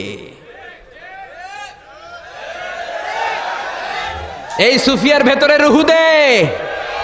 যারা এই সুফিয়া নিয়ে পৃষ্ঠপোষকতা করেছে, বিদেশ থেকে দেশে এনেছে, সবাইকেই আল্লাহর সেদিন বিচারের ট্রাইব্যুনালের সুপ্রিম কোর্টের কারাগারে কাঠগড়ায় আসামি হয়ে দাঁড়াতে হবে। চিল্লায় বলেন ঠিক কিনা? এজন্য আল্লাহ ডেকে বললেন, গোলাম আমি জীবন বানালাম, মরণ বানালাম, জীবন মরণের মাঝখানে বানালাম রুহু। এই রুহু থাকলে তুমি জিন্দা, রুহুটা না থাকলে তুমি হয়ে যাও মুর্দা। এই যে মিজানুর রহমান আজারি কথা বলতেছে, হাসে, হাত নাড়ে, কথা বলে, কারণ রুহু আছে। এই রুহুটা বের হয়ে গেলে লাশ হয়ে পড়ে যেতে হবে। চিল্লায় বলেন ঠিক কিনা? মক্কার কাফিররা বলল, আব্দুল্লাহর বেটা মুহাম্মদ, রুহু কাকে বলে আমাদের বলো।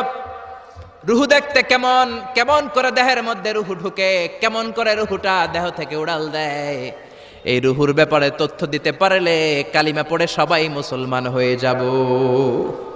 আপনারা রুহু দেখছেন কেউ? আপনার দাদা যে মারা গেল, বাবা যে মারা গেল, রুহুটা যে উড়াল দিল দেখছেন?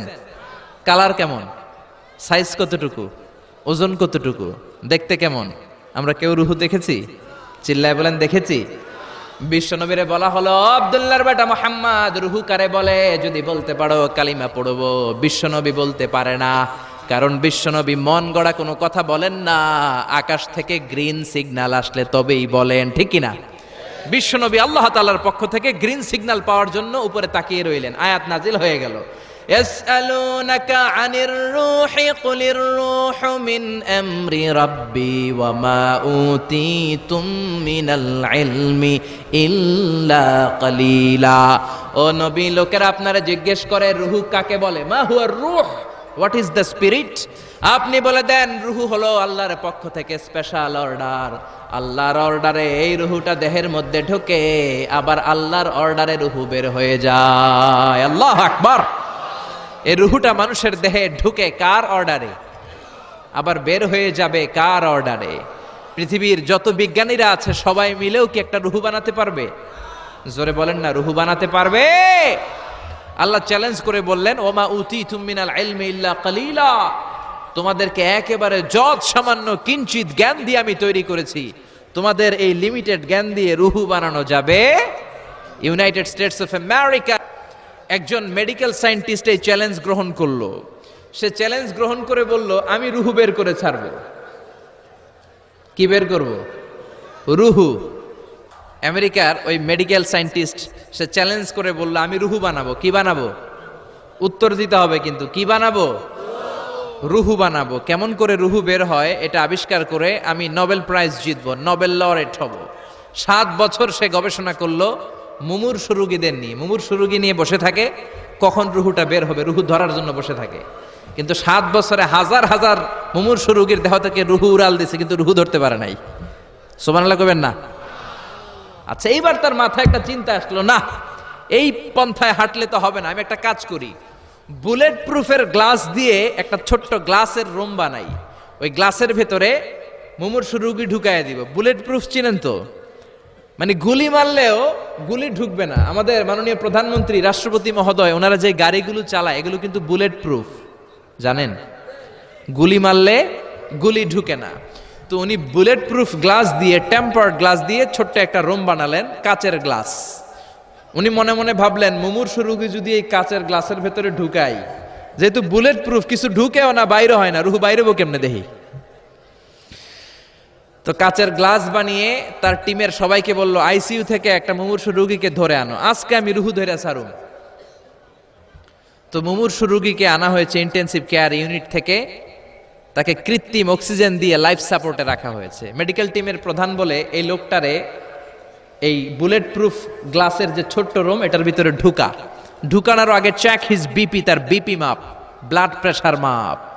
তো মেপে দেখে ঠিক আছে। ওজন মাপ, বলে ওজন মাপা হলো, ওজন হচ্ছে 80 কেজি, 80 কিলোগ্রাম। কত কেজি? 80। সবাই বলেন কত কেজি? 80 কেজি। এবার মেডিকেল টিমের প্রধান বলে, মুমূর্ষু রোগীটার ভিতরে ঢুকিয়ে দে। ঢুকানো হলো। এবার সে বলল, লাইফ সাপোর্ট খুলে ফেল। সবাই বলে, স্যার লাইফ সাপোর্ট খুলে ফেললে তো মরে যাবে। মেডিকেল টিমের প্রধানকে মারার জন্যই তো আনছি, এটার না মারলে আমি রুহু পামু কেমনে? এটা রুহুটা তো বের করতে হবে দেহ থেকে। তো যেই কথা সেই কাজ, ঢুকানো হলো, লাইফ সাপোর্ট খুলে ফেলা হলো। লোকটা গ্লাস ফিটিং করা রুমের ভেতরে ছটফট ছটফট করতে করতে দুনিয়া থেকে বিদায় নাই। এবার মেডিকেল টিমের প্রধান রুহু খুঁজতেছে। দুনিয়া থেকে বিদায়, তার মানে তো রুহু বের হয়ে গেছে, কিন্তু রুহু আর খুঁজে পায় না। গ্লাসের এই দিকে তাকায়, ওই দিকে তাকায়, নিচে উপরে ডানে বায়ে সামনে পেছনে, কোথাও রুহু নাই। রুহু খুঁজে পাওয়া যায় না। সে ভাবলো আমি গ্লাসের দরজাটা খুলে হাত দিয়ে এরকম বাইং মাছ যেমনি হাতায়, এরকম হাতাইলে হয়তো রুহু পাবো। তো কাচের গ্লাস খুলে হাত দিয়ে এরকম হাতানো শুরু করলো। হাতাতে হাতাতে পুরো গ্লাস ফিটিং করা রুমের ভিতরে সব খুঁজে ফেললে, কিন্তু রুহু খুঁজে পাওয়া যায় নাই। লোকটাকে বের করা হলো। উনি বললেন চেক হিজ বিপি। বিপি মাপতো। সবাই বলে স্যার এটা তো ময়রা ভূত হয়ে গেছে, এখন তো বিপি নাই। বিপি বুঝেন তো, ব্লাড প্রেশার। এই যে ধাক্কাটা, অলিন্দ নিলয়, সিস্টলিক ডায়াস্টলিক, জন্মের পর থেকেই আমাদের এই যে দম নেয়া আর দম ছেড়ে দেওয়ার খেলাটা আছে না নাই? কথা বলেন। এই যে ফুসফুস দম নেয়, দম ছেড়ে দেয়। শীতের রাতে আপনি কম্বল গায়ে দিয়ে ঘুমায় যান, আপনার দমও কি ঘুমায় যায়? আপনার দম ঘুমাইলে তো আপনি ঠুস। আয় রে মানুষ রঙিন ফানুষ, দম ফুরাইলে তবু তো ভাই কারোরই নাই একটুখানি। আয় রে মানুষ রঙিন ফানুষ, রঙিন ফানুষ, আয় রে মানুষ। পড়েন আল্লাহু আকবার। এবার মেডিকেল টিমের প্রধান বলে চেক হিজ বিপি। বিপি মাপ। সবাই বলে বিপি নাই, কিন্তু ওজন আছে না নাই? মরার পরেও তো একটা লাশের ওজন থাকে কি থাকে না? এবার মেডিকেল টিমের প্রধান বলে চেক হিজ ওয়েট। ওজন মাপ। এবার ওজন স্কেলে শোয়ানোর পরে দেখা গেল লোকটা মরার আগে ছিল 80, এখন হয়ে গেছে 78 কেজি। কয় কেজি? মরার আগে লোকটা ছিল কয় কেজি? মরার পরে ওজন দেওয়ার পরে ওজন হয়ে গেছে কয় কেজি? কমছে কয় কেজি? মেডিকেল টিমের প্রধান কয় আমি পাইছি। সবাই কয় কি পাইছেন? মেডিকেল টিমের প্রধান কয় ওইডা। সবাই কয় কোনডা? কয় রুহু। কেমনে পাইলেন? কয় মরার আগে ছিল 80 কেজি, মরার পরে 78 কেজি, কমছে 2 কেজি। তার মানে যেটা উড়াল দিছে ওইটাই 2 কেজি। পাইছে ঘোড়ার ডিম। কিন্তু বিজ্ঞানীদের নিয়ম হচ্ছে আপনি একটা রেজাল্ট দিয়েই ফাইনাল জাজমেন্ট দিতে পারবেন না, আপনার আরো কিছু নমুনা সংগ্রহ করতে হবে। সে বলল আরেকটা রোগীকে আইসিইউ থেকে নিয়ে আয়, ওজন মাপ, বিপি মাপ। বিপি ওকে, ওজন কত? 70 কেজি। দ্বিতীয় যে লোকটাকে আনা হলো তার ওজন 70 কেজি। চিল্লায় বলেন কয় কেজি? 70। এবার গ্লাসের ভিতরে ঢুকানোর পরে অক্সিজেনের মাস্কটা খুলে ফেলা হলো। এই লোকটা অক্সিজেনের অভাবে ছটফট ছটফট করতে মরে গেল। মরার পরে আবার রুহু খুঁজে, কিন্তু গ্লাসের ভিতরে রুহু নাই। এই লোকটাকেও বের করে মেডিকেল টিমের প্রধান বলে চেক হিজ বিপি। বিপি মাপ। সবাই বলে বিপি নাই, কিন্তু ওজন আছে না নাই? এই লোকটার ওজন মরার আগে কত কেজি? 70। এবার ওজন দিয়ে দেখে এই মৃত লোকটার ওজন হয়ে গেছে 71 কেজি। কয় কেজি? আগেরটা তো কম ছিল, মিলানো গেছে। এবার যাবি কই? হ্যাঁ, আগেরটা 2 কেজি কমেছে। মনে মনে চিন্তা ছিল, রুহু যেটা ছিল উড়াল দিয়েছে, রুহু নাই, 2 কেজি কমেছে। এবার ছিল 70 কেজি, মরার পরে আরো বেড়ে গেছে 1 কেজি। এবার যাবে কই? আল্লাহ বলে কিয়ামত পর্যন্ত বিপি মাপতে পারবা, কিয়ামত পর্যন্ত বুলেট প্রুফের গ্লাসের ভিতরে লাশ ঢুকাতে পারবা, বের করতে পারবা, কিন্তু রুহু খুঁজে বের করতে পারবা না। ঠিক কি না? ইয়াসআলুনাকা আনির রূহি কুলির রূহু মিন আমরি রাব্বি ওয়া মা উতিতুম মিনাল ইলমি ইল্লা কালিলা। নবী লোকেরা আপনার রুহের ব্যাপারে জিজ্ঞেস করে, আপনি সোজা সাপটা লোকদেরকে বলে দেন রুহু হলো আমার আল্লাহর আদেশ মাত্র। আল্লাহর আদেশে দেহে ঢুকে, আল্লাহর আদেশে বের হয়। পৃথিবীর কোনো মানুষ রুহু খুঁজে বের করতে পারবে না। সে বের করতে পারে নাই, কারণ মানুষ মরে গেলে এক একজনের দেহের অবস্থা এক এক রকম। কারো হাতটা টাইট হয়ে যায়, খিচুনি দিয়ে দেহের সবকিছু জমাট বেঁধে যায়, ওজন কিছু বেড়ে যায়। আবার কারো দেহটা ফেসফেসে হয়ে যায়, দেহের পেটের ভেতরে যত গ্যাস ছিল এগুলো বের হয়ে দেহটা পাতলা হয়ে যায়। পাতলা হোক আর ভারী হোক, ওইটা মেজারমেন্ট করে রুহু খুঁজে বের করা যায় না। চিল্লায় বলেন ঠিক কিনা? আমরা বললাম আল্লাহ, বুঝলাম আপনি ক্ষমতার মালিক, আপনি রুহুর মালিক, আর কিসের মালিক বলেন? আল্লাহ বললেন আল্লাযী খালাকা সাবআ সামাওয়াতিন তিবাকা মা তারা ফি খালকির রহমানি মিন তাফাউত। ও গোলাম, আকাশের দিকে তাকা, মাথার উপরে তাকা। 7টা স্তরে আকাশটারে 7টা স্তরে বিন্যস্ত করে সাজিয়ে দিয়েছে কে? আবার আল্লাহ বললেন ওয়ালাকাদ যায়্যানাস সামাআদ দুনিয়া বিমাসাবিহা ওয়া জাআলনাহা রুজুমান লিশ-শায়াতিন। আমি এই পৃথিবীর কাছের আকাশটাকে, প্রথম আকাশটাকে চমৎকার চমৎকার তারা দিয়ে সুশোভিত করে দিয়েছি। সুবহানাল্লাহ। এই যে খালি চোখে উপরের দিকে যে আপনারা তাকান, তাকালে যেটা দেখা যায় এটা কি আকাশ? কথা বলেন না, এটা আকাশ না, এটা মহাশূন্য। এটা কি? জোরে বলেন, এটা কি? স্পেস, ফাদা। এটা মহাশূন্য। আপনি উপরের দিকে তাকালে যেটা দেখেন এটা প্রথম আকাশের মহাশূন্য। কথা খেয়াল করে বুঝতে হবে। তার অনেক অনেক উপরে প্রথম আকাশ, তারপরে দ্বিতীয় আকাশের মহাশূন্য, তারপরে দ্বিতীয় আকাশ, তারপরে তৃতীয় আকাশের মহাশূন্য, তারপরে তৃতীয় আকাশ, তারপরে চতুর্থ আকাশের মহাশূন্য, তারপরে চতুর্থ আকাশ। এভাবে একটার চেয়ে আরেকটা বড়। কত বড়? বিষ্ণু বললেন তোমার হাতের আংটিটা খুলে যদি সাহারা মরুভূমির উপরে ছুঁড়ে ফেলে দাও, সাহারা মরুভূমির তুলনায় তোমার হাতের আংটি যত ছোট, আল্লাহর দ্বিতীয় আসমানের তুলনায় আল্লাহর প্রথম আসমানটা ঠিক তত ছোট। সুবহানাল্লাহ। বাড়িতে যে বললেন একটার চেয়ে আরেকটা বড়। প্রথম আসমানের চেয়ে দ্বিতীয় আসমান বড়, দ্বিতীয় আসমানের চেয়ে তৃতীয় আসমান বড়, ওইটার চেয়ে চতুর্থ, পঞ্চম, ষষ্ঠ, সপ্তম ওইটা বড়, তার উপরে বর্ডার এলাকা সিদরাতুল মুনতাহা বড়, তার চেয়ে বড় হচ্ছে লাউহে মাহফুজ, তার চেয়ে বড় আল্লাহর আরশ, তার চেয়ে বড় আল্লাহর কুরসি, তার উপরে আল্লাহর ৭০,০০০ নূরের পর্দার প্রথম পর্দাটা মহাবিশ্বের সবকিছুর চাইতে বড়। আল্লাহর এই সৃষ্টির তুলনায় কত ক্ষুদ্র আমি, কত তুচ্ছ আমি, কত নগণ্য আমি। এই যে আড়াইবাড়ি দরবার, এটার কোন থানায় পড়েছে? কসবা। কসবা হচ্ছে ব্রাহ্মণবাড়িয়ার একটা থানা, তাই না? ব্রাহ্মণবাড়িয়া হচ্ছে বাংলাদেশের ৬৪টা জেলার একটা জেলা। এরকম ৬৪টা জেলা মিলে সুজলা সুফলা শস্য শ্যামলা ডিজিটাল বাংলাদেশ, ঠিক কিনা? আর এই ডিজিটাল বাংলাদেশ এই পৃথিবীর সবচেয়ে বড় দেশ নাকি? হ্যাঁ, তাহলে ছোট্ট সাইজের একটা দেশ। এই যে পাশের ভারত, এই ভারতও বাংলাদেশের চেয়ে ২০-২৫ গুণ বড়। কানাডা প্রায় ১০০ গুণ বড়, রাশিয়া প্রায় ১৫০ গুণ বড়। এরকম ২০০টা দেশ নিয়ে পৃথিবীর ৩০ ভাগ স্থল, বাকি ৭০ ভাগ শুধু হানি আর হানি। বুঝতে পারছেন? ৩০ ভাগ হচ্ছে স্থল, বাকি ৭০ ভাগ জল। এই পুরোটা মিলে আমাদের পৃথিবী। এই পৃথিবী হচ্ছে সৌরজগতের খুব ছোট্ট সাইজের একটা গ্রহ। সৌরজগৎ নিয়ে যাদের কিছু পড়াশোনা আছে তারা জানবেন, এই সৌরজগতের একটা ছোট্ট বালিকণার চেয়েও ছোট সাইজের একটা গ্রহ হচ্ছে পৃথিবী। এই সৌরজগতের যে গ্রহগুলো আছে, এমনও গ্রহ আছে যেগুলো পৃথিবীর চাইতে সাইজে অনেক বড়। বৃহস্পতি নামে একটা গ্রহ আছে, বিশাল বড় সাইজের গ্রহ। যেই সূর্যের আলো পেয়ে আমরা বেঁচে আছি, এই সূর্যটা পৃথিবী থেকে ১৩ লক্ষ গুণ বড়। সুবহানাল্লাহ। বাড়িতে যে দেখছেন, বাড়িতে যে বলতে বললে এদিকে বলে ফেলায়, আসতে বলতে বললে চিল্লায় বলে। ডিজিটাল সিস্টেম, সরকার ডিজিটাল, দেশ ডিজিটাল, বক্তা ডিজিটাল, শ্রোতাও ডিজিটাল। আশা করি মাইকটাও ডিজিটাল না? আলহামদুলিল্লাহ, ডিজিটাল হতে হবে। তো এই সূর্যটা পৃথিবী থেকে ১৩ লক্ষ গুণ বড়। কত লক্ষ? Can you imagine, can you guess? এটা কি আপনি কল্পনা করতে পারেন? ১৩ লক্ষ পৃথিবী সূর্যের মধ্যে রাখার জায়গা করে দিয়েছে কে? সূর্য কি পৃথিবী থেকে মাত্র ১৩ গুণ বড়? ১৩০০ গুণ, ১৩,০০০ গুণ, ১৩ লক্ষ গুণ।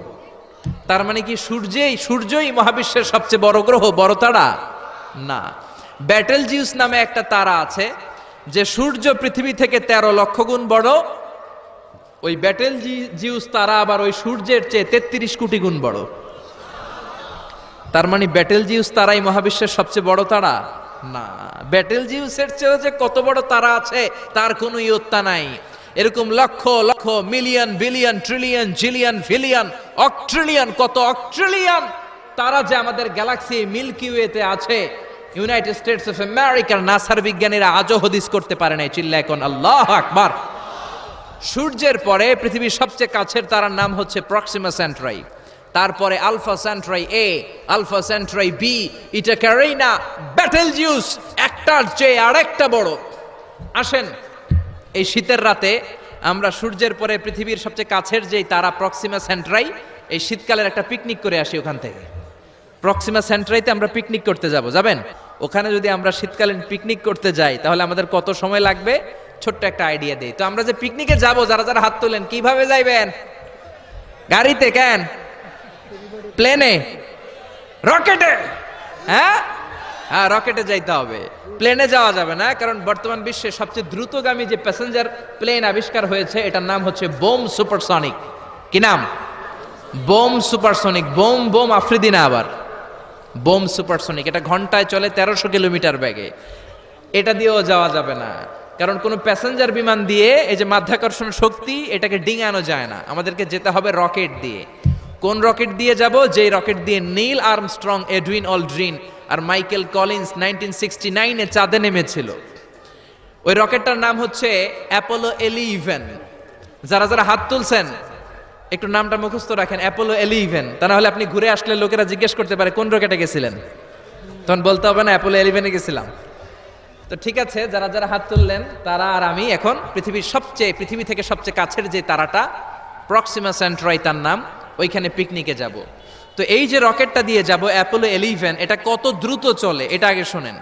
এই অ্যাপোলো 11 সেকেন্ডে চলে 11 কিলোমিটার বেগে, মিনিটে চলে 660 কিলোমিটার বেগে, আর ঘন্টায় চলে 39,000 কিলোমিটার বেগে। সুবহানাল্লাহ, মজা করে কইতে পারলেন না? 39,000 কিলোমিটার বেগে ঘন্টায় চলে। আচ্ছা, বাংলাদেশ থেকে আমেরিকা কত কিলো হবে? 8-10 হাজার কিলো। তার মানে এই রকেটটা দিয়ে বাংলাদেশ থেকে আমেরিকায় 1 ঘন্টায় 4 বার আসা যাওয়া করা যাবে। সুবহানাল্লাহ পড়েন। তো যারা যারা হাত তুলেছেন, আসেন আমরা এই রকেট দিয়ে পৃথিবীর সবচাইতে কাছের তারা প্রক্সিমা সেন্ট্রাইতে শীতকালের পিকনিকে যাব। কিন্তু যাবেন যে কত সময় লাগবে এটাও তো জানার দরকার আছে না নাই? যেই রকেটটা অ্যাপোলো 11 ঘন্টায় চলে কত হাজার কিলোমিটার বেগে? 39,000 কিলোমিটার বেগে। 39,000 কিলোমিটার বেগে ছোটে এরকম একটা রকেট দিয়ে যদি পৃথিবীর সবচেয়ে কাছের তারায় আমরা পৌঁছতে চাই, আমাদের 1,15,000 বছর লেগে যাবে। Can you imagine? আপনি কি কল্পনা করতে পারেন যে রকেটটা ঘন্টায় ছুটবে আপনাকে নিয়ে 39,000 কিলোমিটার বেগে? ওই রকেটটা দিয়ে পৃথিবীর সবচেয়ে কাছের যে তারাটা, ওইটাতে পৌঁছতে আমাদের 1,15,000 বছর লেগে যাবে। তার মানে আল্লাহ যদি বলে যা আজারি কি আর করবি, তোর যখন এত শখ হয়েছে, যারা যারা হাত তুলছে তোরে আর ওদেরকে আমি 1,15,000 বছর হায়াত দিয়ে দিলাম। তা আমরা যদি যাইতে শুরু করি, বাকি যারা হাত তোলে নাই এরা মরে ভূত হয়ে যাবে। শুধু এরা না, এদের নাতিপুতিও মরে শেষ, আমাদের নাতিপুতিও শেষ।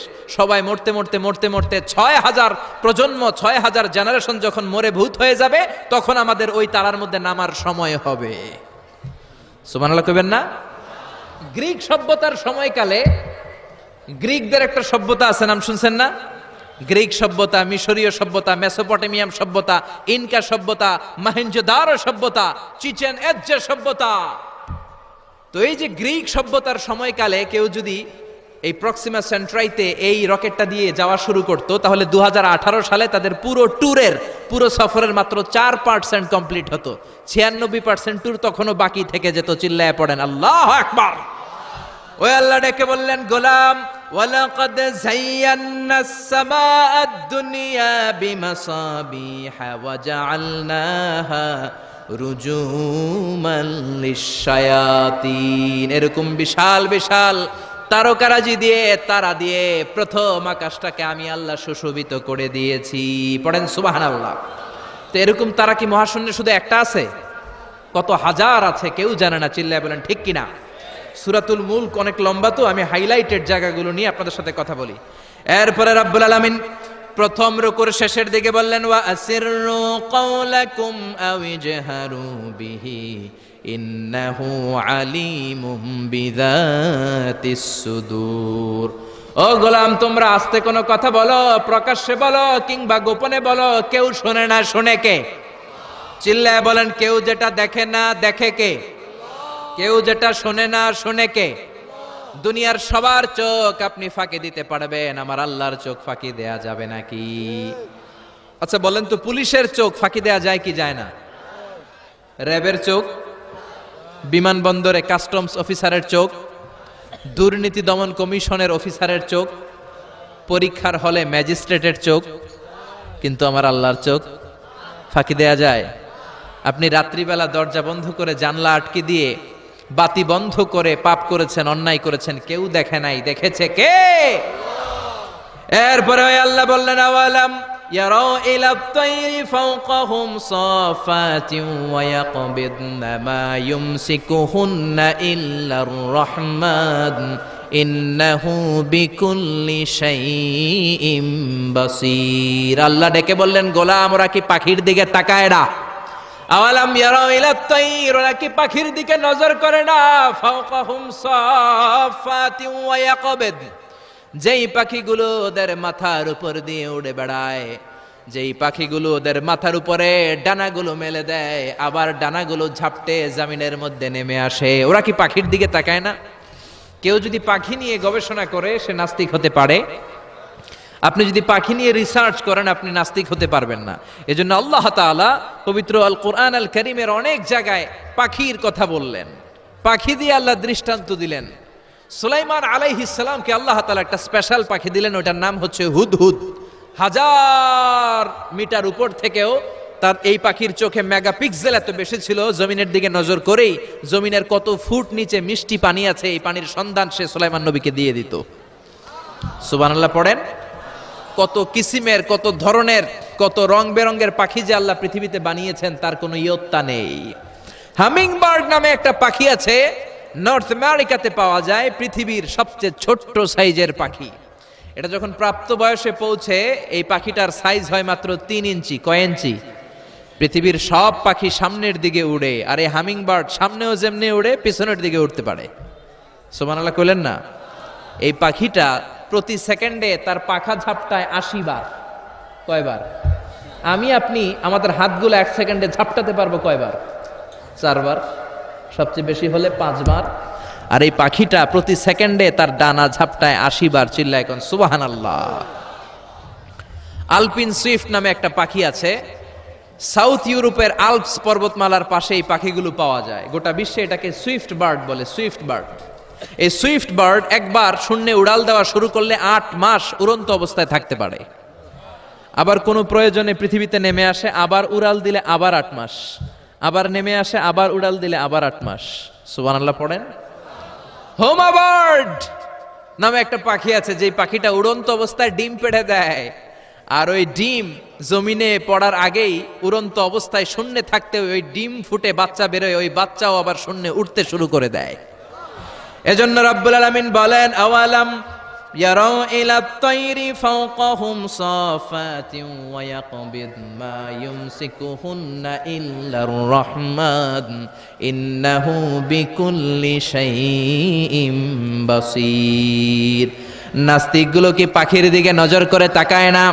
কেমন করে তাদের উপর দিয়ে পাখাগুলো মেলে দিয়ে তারা উড়ে বেড়ায়। সাফাতিন ওয়া ইয়াকবিদনা, পাখাগুলো ডানাগুলো মেলে দেয়, আবার ডানা ঝাপটায়। এই পাখিগুলোকে শূন্যে কেউ ধরে রাখে নাই, ধরে রেখেছে একজন, তিনি হলেন আমার আল্লাহ। তিনি কে? এই যে পাখিগুলো শূন্যে উড়ন্ত অবস্থায় থাকতে পারে, ওদেরকে শূন্যে উড়ন্ত অবস্থায় রাখলো কে? জোরে বলেন কে? ছোট্ট হাঁসের বাচ্চা পৃথিবীতে আসার সাথে সাথে কেমন করে পানিতে সাঁতার কাটে। কে এই হাঁসের বাচ্চারা শিখালো যে তোর ডানা ঝাপটাতে হবে, পা নাড়াতে হবে? শিখালো কে? গাভীর পেট থেকে বাছুর বের হয়েই গাভীর ওলানের মধ্যে ঢু মারে। কে ওরে শিখালো ওই জায়গায় ঢু দে, ওইখানে ঢু মারলেই তোর রিজিক বেরোবে? কে শিখালো? সুবহানাল্লাহ কইতে মন চায় না? এজন্য আল্লাহ বললেন, ওরা কি পাখির দিকে তাকায় না? পাখির দিকে তাকালে তো পৃথিবীর কোন মানুষ নাস্তিক থাকতে পারে না। পাখিকে আরবিতে কি বলে বলেন তো দেখি? হ্যাঁ, কি? তয়ের। হ্যাঁ, তয়ের। আর বিমানকে আরবিতে কি বলে কে জানেন? তয়ের, তয়রান, তয়ের একই জিনিস। বিমান আরবিও যা, পাখি আরবিও তা। Birds and aeroplane maintain the same flying mechanism while flying. পাখি আর বিমান যখন আকাশে উড়ে একই সিস্টেমে উড়ে। এজন্য এই পাখির উপর রিসার্চ করে বিমান আবিষ্কার হয়েছে। সুবহানাল্লাহ পড়েন। কিন্তু আফসোসের বিষয় হচ্ছে আমরা বানাতে পারি নাই, এটা বানিয়েছে ইহুদিরা। Wilbur right or will write, দুই ভাই মিলে বিমান বানিয়েছে 1903 সালে। ইউনাইটেড স্টেটস অফ আমেরিকার নাগরিক, এই দুই ভাই মিলে তারা বিমান বানিয়ে ফেললো। আমরা বানাতে পারি নাই। আমরা আছি মদ আর নারী নিয়ে, আমরা আছি হিন্দি সিনেমা নিয়ে, আমরা আছি মারামারি নিয়ে, আমরা আছি কাফের ফতুয়া দেয়া নিয়ে, আমরা আছি তর্কাতর্কি নিয়ে, জি বাংলা নিয়ে, স্টার জলসা নিয়ে, কিরণমালা নিয়ে। চিল্লায় বলেন ঠিক কিনা? স্টার জলসা হায়ারে জিহি বাংলা, নষ্ট করলো হয়ে আমার সোনার বাংলা। স্টার জলসা হায়ারে জিহি বাংলা, নষ্ট করলো হয়ে আমার সোনার বাংলা। ঠিক কিনা? কেমন করে পরকিয়া করতে হবে, শাশুড়ি বউয়ের মধ্যে কেমন করে কুটনামি লাগাতে হবে, এগুলো ট্রেনিং জি বাংলা, স্টার জলসা, হিন্দি সিনেমার ভেতরে আছে না নাই? আমরা এগুলো নিয়ে ব্যস্ত, কাফের ফতুয়া দিয়ে নিয়ে ব্যস্ত। কথায় কথায় আমাদের মুখ দিয়ে বেরোয় তুই কাফের, তুই 3 কারণে কাফের, তুই 5 কারণে কাফের, তুই 6 কারণে কাফের। এই কাফের মরলে, এই কাফেরকে যেখানে কবর দেয়া হবে, ওই কবরের উপর যে ঘাস উঠবে, ওই ঘাস যে গাভী খাবে, ওই গাভীর দুধ যে খাবে, ওইটাও কাফের। এরকম ফতোয়া আছে না নাই? তো আমরা এই ফতোয়াবাজি নিয়ে ব্যস্ত। উইলবার রাইট আর অরভিল রাইট কোরআনের এই আয়াতের উপর রিসার্চ করে, গবেষণা করে এরা দুইজন বিমান বানিয়ে ফেললেন। এই 2 ভাই পাহাড়ের মধ্যে শুয়ে কত পাখি যে দেখেছে, কত পাখির ছবি যে এঁকেছে, কত পাখির মোশন এন্ড মুভমেন্ট নিয়ে তারা গবেষণা করেছে। করতে করতে করতে এই 2 ভাই বিমান বানিয়ে ফেলেছে। তবে এখনকার মতো এত উন্নত বিমান নয়, ছোট্টখাট্ট বিমান, একটু উড়ে আবার ধপাস করে জমিনে পড়ে, একটু উড়ে আবার ধপাস করে জমিনে পড়ে। সর্বপ্রথম ফ্রান্সের এক শহর থেকে আরেক শহরে, পৃথিবীর প্রথম প্যাসেঞ্জার বিমান এক শহর থেকে আরেক শহরে ল্যান্ড করেছে। এই তো মানুষের স্বপ্ন বাস্তবায়িত হয়ে গিয়েছে। এতদিন মানুষ শুধু দেখতো হায় রে পাখি উড়ে, আমরা উঠতে পারি না। এখন পাখির চেয়েও আরো দ্রুত বেগে আমরা উড়ি। ঠিক কিনা? এই যে আপনারা হজে যান, কিভাবে যান? প্লেনে যান। প্লেনে যান তো বুঝলাম, উড়ে উড়ে যান না? পাখি আর কত দ্রুত উড়ে, পাখির চেয়েও দ্রুত বেগে আমরা উঠতে পারি। চিল্লায় বলেন ঠিক কিনা? এই বিমান আবিষ্কার হওয়ার আগ পর্যন্ত পৃথিবীর সব দেশের ছিল শুধু সেনাবাহিনী আর নৌবাহিনী। বিমান আবিষ্কারের পর শুরু হয়ে গেল বিমান বাহিনী। এখন সব স্বাধীন দেশের বিমান বাহিনী আছে না নাই? Air force, military. এখন মানুষ ড্রোন হামলা করে, মিসাইল হামলা করে, ব্যালিস্টিক ক্ষেপণাস্ত্র দিয়ে হামলা করে। United States of America Little Boy and Fat Man নামে 2টা পারমাণবিক বোমা দিয়ে জাপানের হিরোশিমা নাগাসাকিকে ধ্বংস করে মেসাকার করে দিয়েছে। এমন ভাবে ধ্বংস করেছে, তারপরে কয়েক প্রজন্ম যারাই জন্ম নিত জাপানের হিরোশিমা নাগাসাকিতে বিকলাঙ্গ হয়ে জন্মাতো। হয় হাত নাই, নয় পা নাই, নয় চোখ নাই, নয় ঠ্যাং নাই। চিল্লায় বলেন ঠিক কিনা? এজন্য আল্লাহ বললেন, গোলাম আওয়ালাম ইয়ারাউ ইলাত তাইরি ফাওকাহুম সাফাতিন ওয়া ইয়াকবিদ মা ইউমসিকুহুন্না ইল্লার রহমান ইন্নাহু বিকুল্লি শাইইন বাসীর। এই পৃথিবীর স্বঘোষিত নাস্তিকগুলা কি পাখির দিকে নজর করে তাকায় না? পাখি নিয়ে কোন নাস্তিক যদি গবেষণা করে, ওই নাস্তিক আর নাস্তিক থাকতে পারে না। ওরে নাস্তিক থেকে আস্তিক বানায়া দিবে কে? এরপর আল্লাহ বললেন, আম্মান হাযাল্লাযী ইয়ারযুকুকুম ইন আমসাকা রিজকাহু বাল্লাজ্জু ফী উতুওয়িন ওয়া নুফুর। আল্লাহ বললেন, ও গোলাম, আমি আল্লাহ রিজিক দেই। আমি আল্লাহ যদি তোদের রিজিক বন্ধ করে দেই, কে আছে তোদের রিজিক দিতে পারে? রিজিক দেওয়ার মালিক কে? পৃথিবীতে যত খাবার আছে সব খাবারগুলো যদি নষ্ট হয়ে যায়, আমাদেরকে খাবার দিবে কে? ঘুম থেকে উঠে দেখলেন কোথাও কোনো খাবার নাই, বাজারে ফলমূল নাই, বিস্কুট নাই, আলু নাই, সিঙ্গারা নাই, কিচ্ছু নাই। ক্ষেতের মধ্যে কোনো ফসল নাই, গাছের মধ্যে ফুল ফল কিচ্ছু নাই। এরকম যখন অবস্থা হয়ে যাবে, আল্লাহ যদি রিজিকগুলো দেয়া বন্ধ করে দেয়, আপনাদেরকে রিজিক দিবে কে? খাদ্য দিবে কে? নাকি আপনাদের খাদ্যমন্ত্রী? আপনাদের খাদ্যমন্ত্রীও রিজিক দিতে পারবে না? প্রধানমন্ত্রী? জোরে বলেন।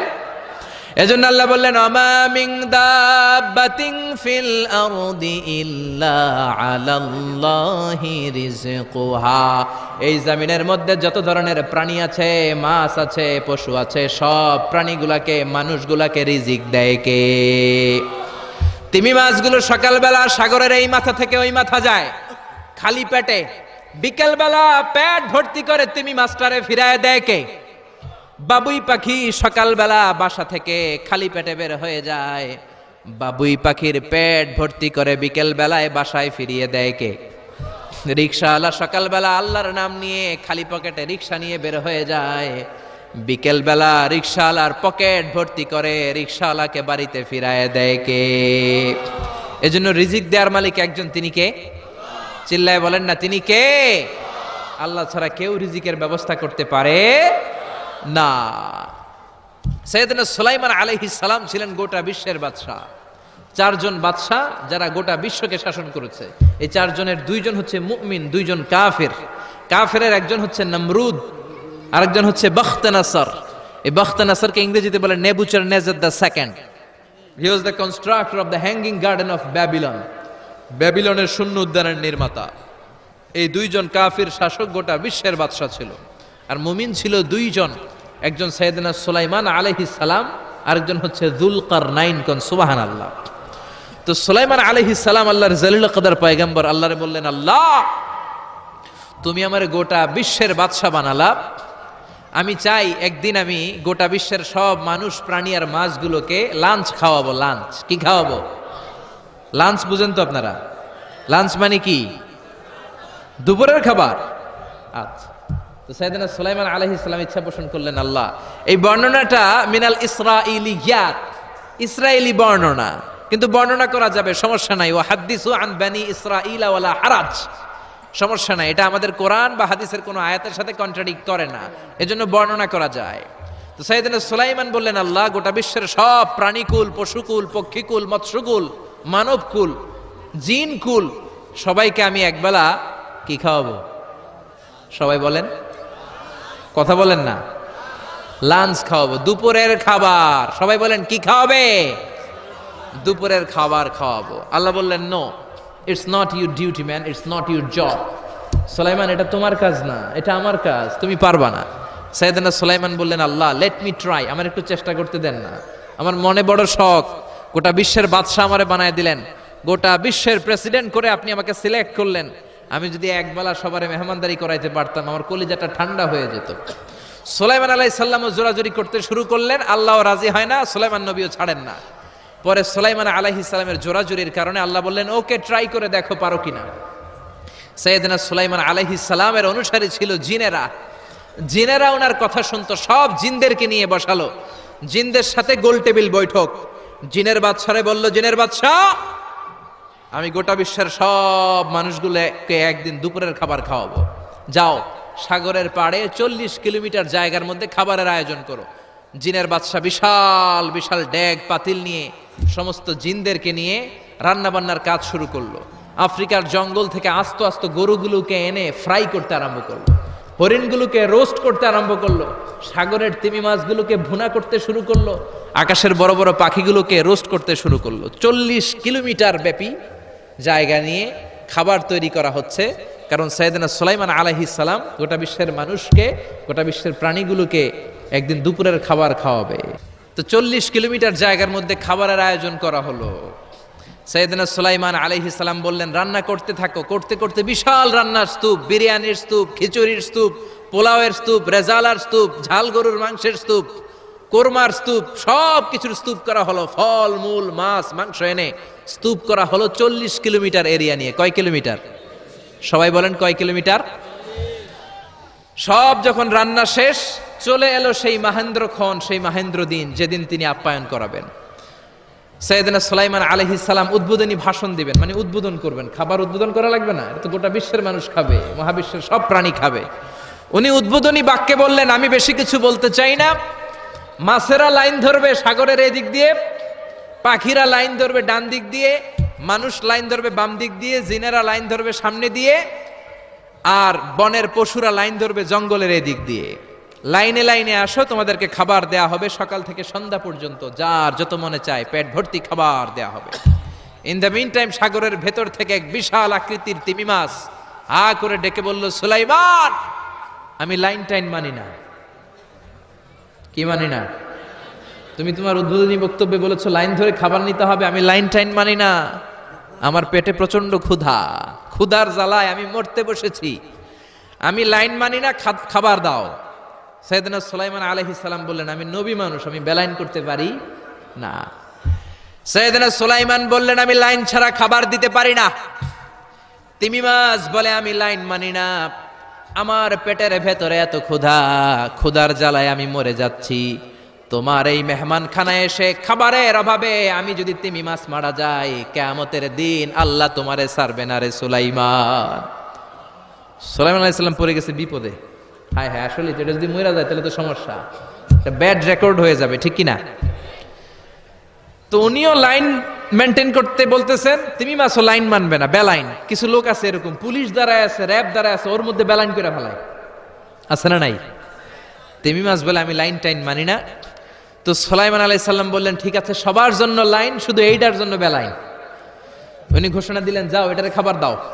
তো তিমি মাছ বলল, সুলাইমান আমি এই যে আমার মুখটাকে, বিশাল মুখটাকে হা করে রেখেছি, আমার মুখের ভেতরে জিনদেরকে বলো খাবার ঢুকায় দিতে, যতক্ষণ না আমার পেট ভরবে আমি হা করে থাকবো, চিল্লায় কোন আল্লাহু আকবার। সাইয়েদনা সুলাইমান আলাইহিস সালাম ভাবলেন, বিশাল একটা আস্ত গরুর রোস্ট যদি ঢুকায় দেয় তাহলেই তো শেষ, কেল্লা ফতে, ঠিক কিনা?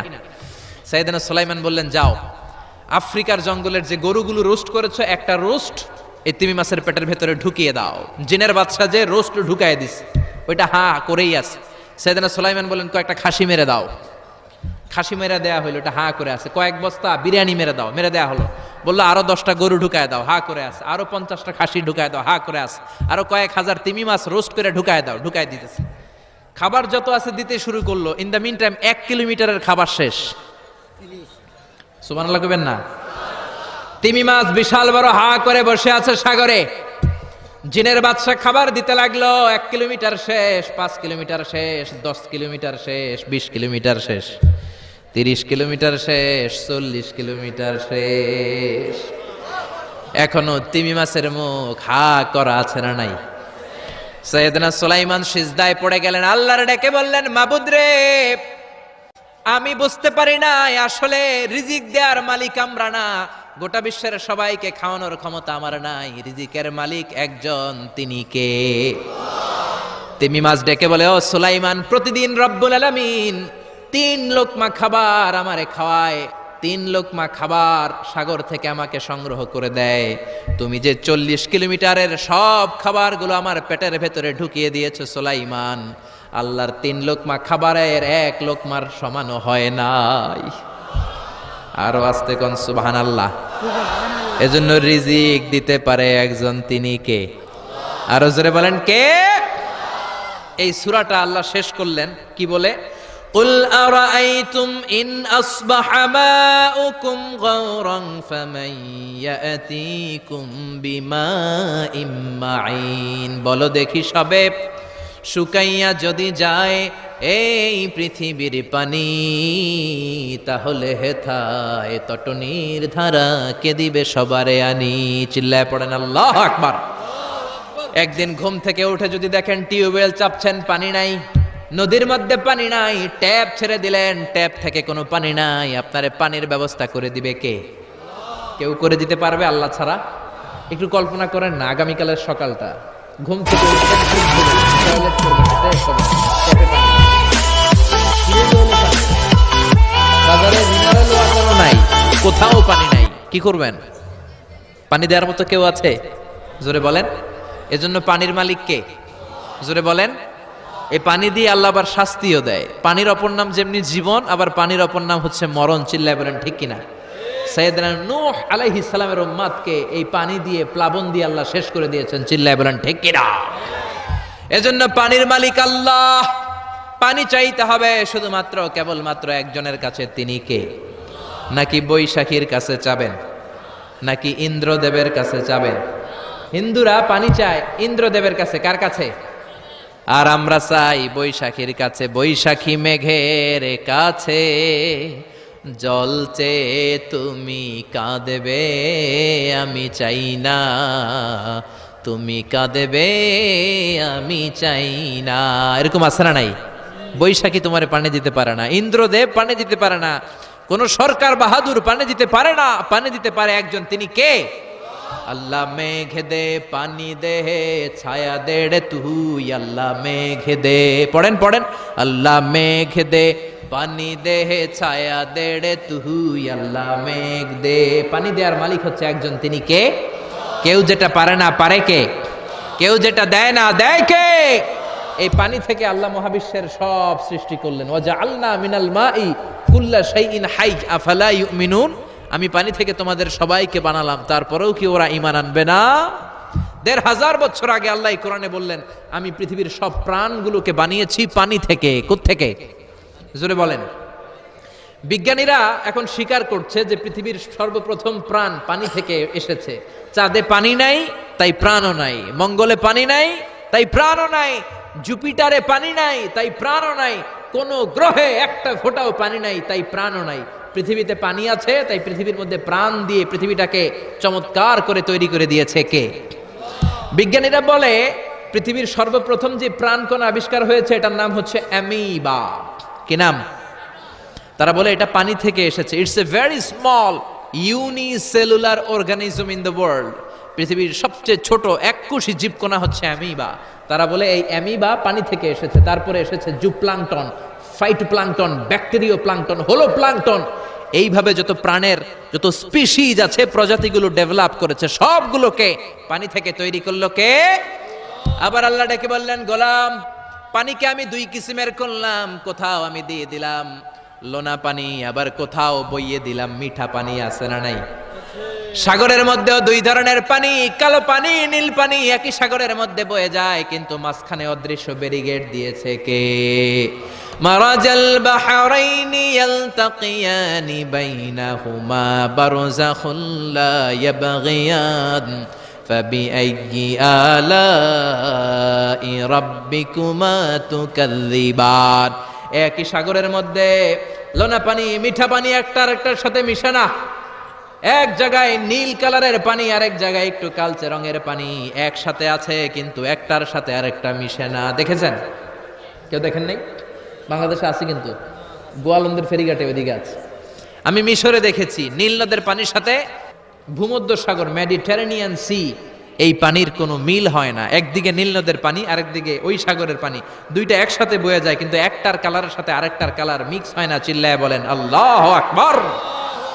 আবার আল্লাহ ডেকে বললেন, গোলাম মিঠা পানির নদী দিয়ে বিশ্বটারে আমি সিক্ত করেছি। বাংলাদেশের জেলায় জেলায়, থানায় থানায়, আনাচে কানাচে মিঠা পানির নদী আছে না নাই? কথা কন। এই নদীগুলো মিঠা পানির নদী না হয়ে যদি লোনা পানির নদী হতো, আমাদের গাছপালাগুলো বাঁচত নাকি? এই সুন্দর ফুল, সুন্দর ফল, মিঠা নদীর পানি, আল্লাহ তোমার মেহেরবানি।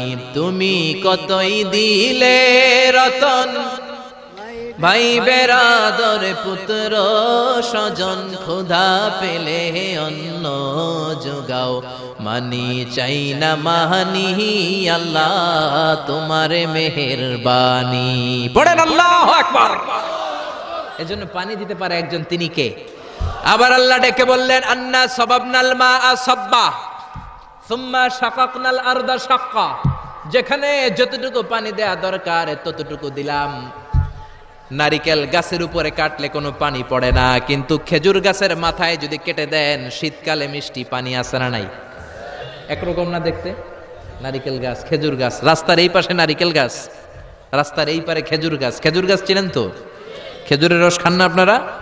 নারিকেল গাছের মাথায় কেটে দিলে কোনো রস নাই, শুকনা। আর খেজুর গাছের মাথায় যদি আপনি কেটে দিয়ে একটা ঘটি দিয়ে দেন, সকালে মিষ্টি রসের ব্যবস্থা করে দেয় কে? আবার আখের ভিতরে মিষ্টি রস দিলেন আখ। আখ বলেন নাকি গ্যান্ডারি বলেন? কুইশাল, হ্যাঁ কুইশাল আখ, গ্যান্ডারি যেটাই বলেন। এই গ্যান্ডারি দেখতে যেমন, বাঁশের চিকন কচি কঞ্চিগুলোও একরকম, ঠিক কিনা? এই গ্যান্ডারি, এই ইক্ষু মিলে ঈশ্বর দিতে আছে বাংলাদেশ। ঈশ্বর দিতেও আমরা যাই মাহফিলের জন্য। ওখানে সুগার মিলে ঢুকালে এখান থেকে গ্যান্ডারিগুলোকে, ইক্ষুগুলোকে প্রসেস করে ওই দিক দিয়ে মিষ্টি পানি বের হয়। গরম হিট দিলে এটা শুকনো খসখসে সুগার হয়ে যায়। সুবহানাল্লাহ কইবেন না? একই রকম দেখতে বাঁশের কঞ্চি।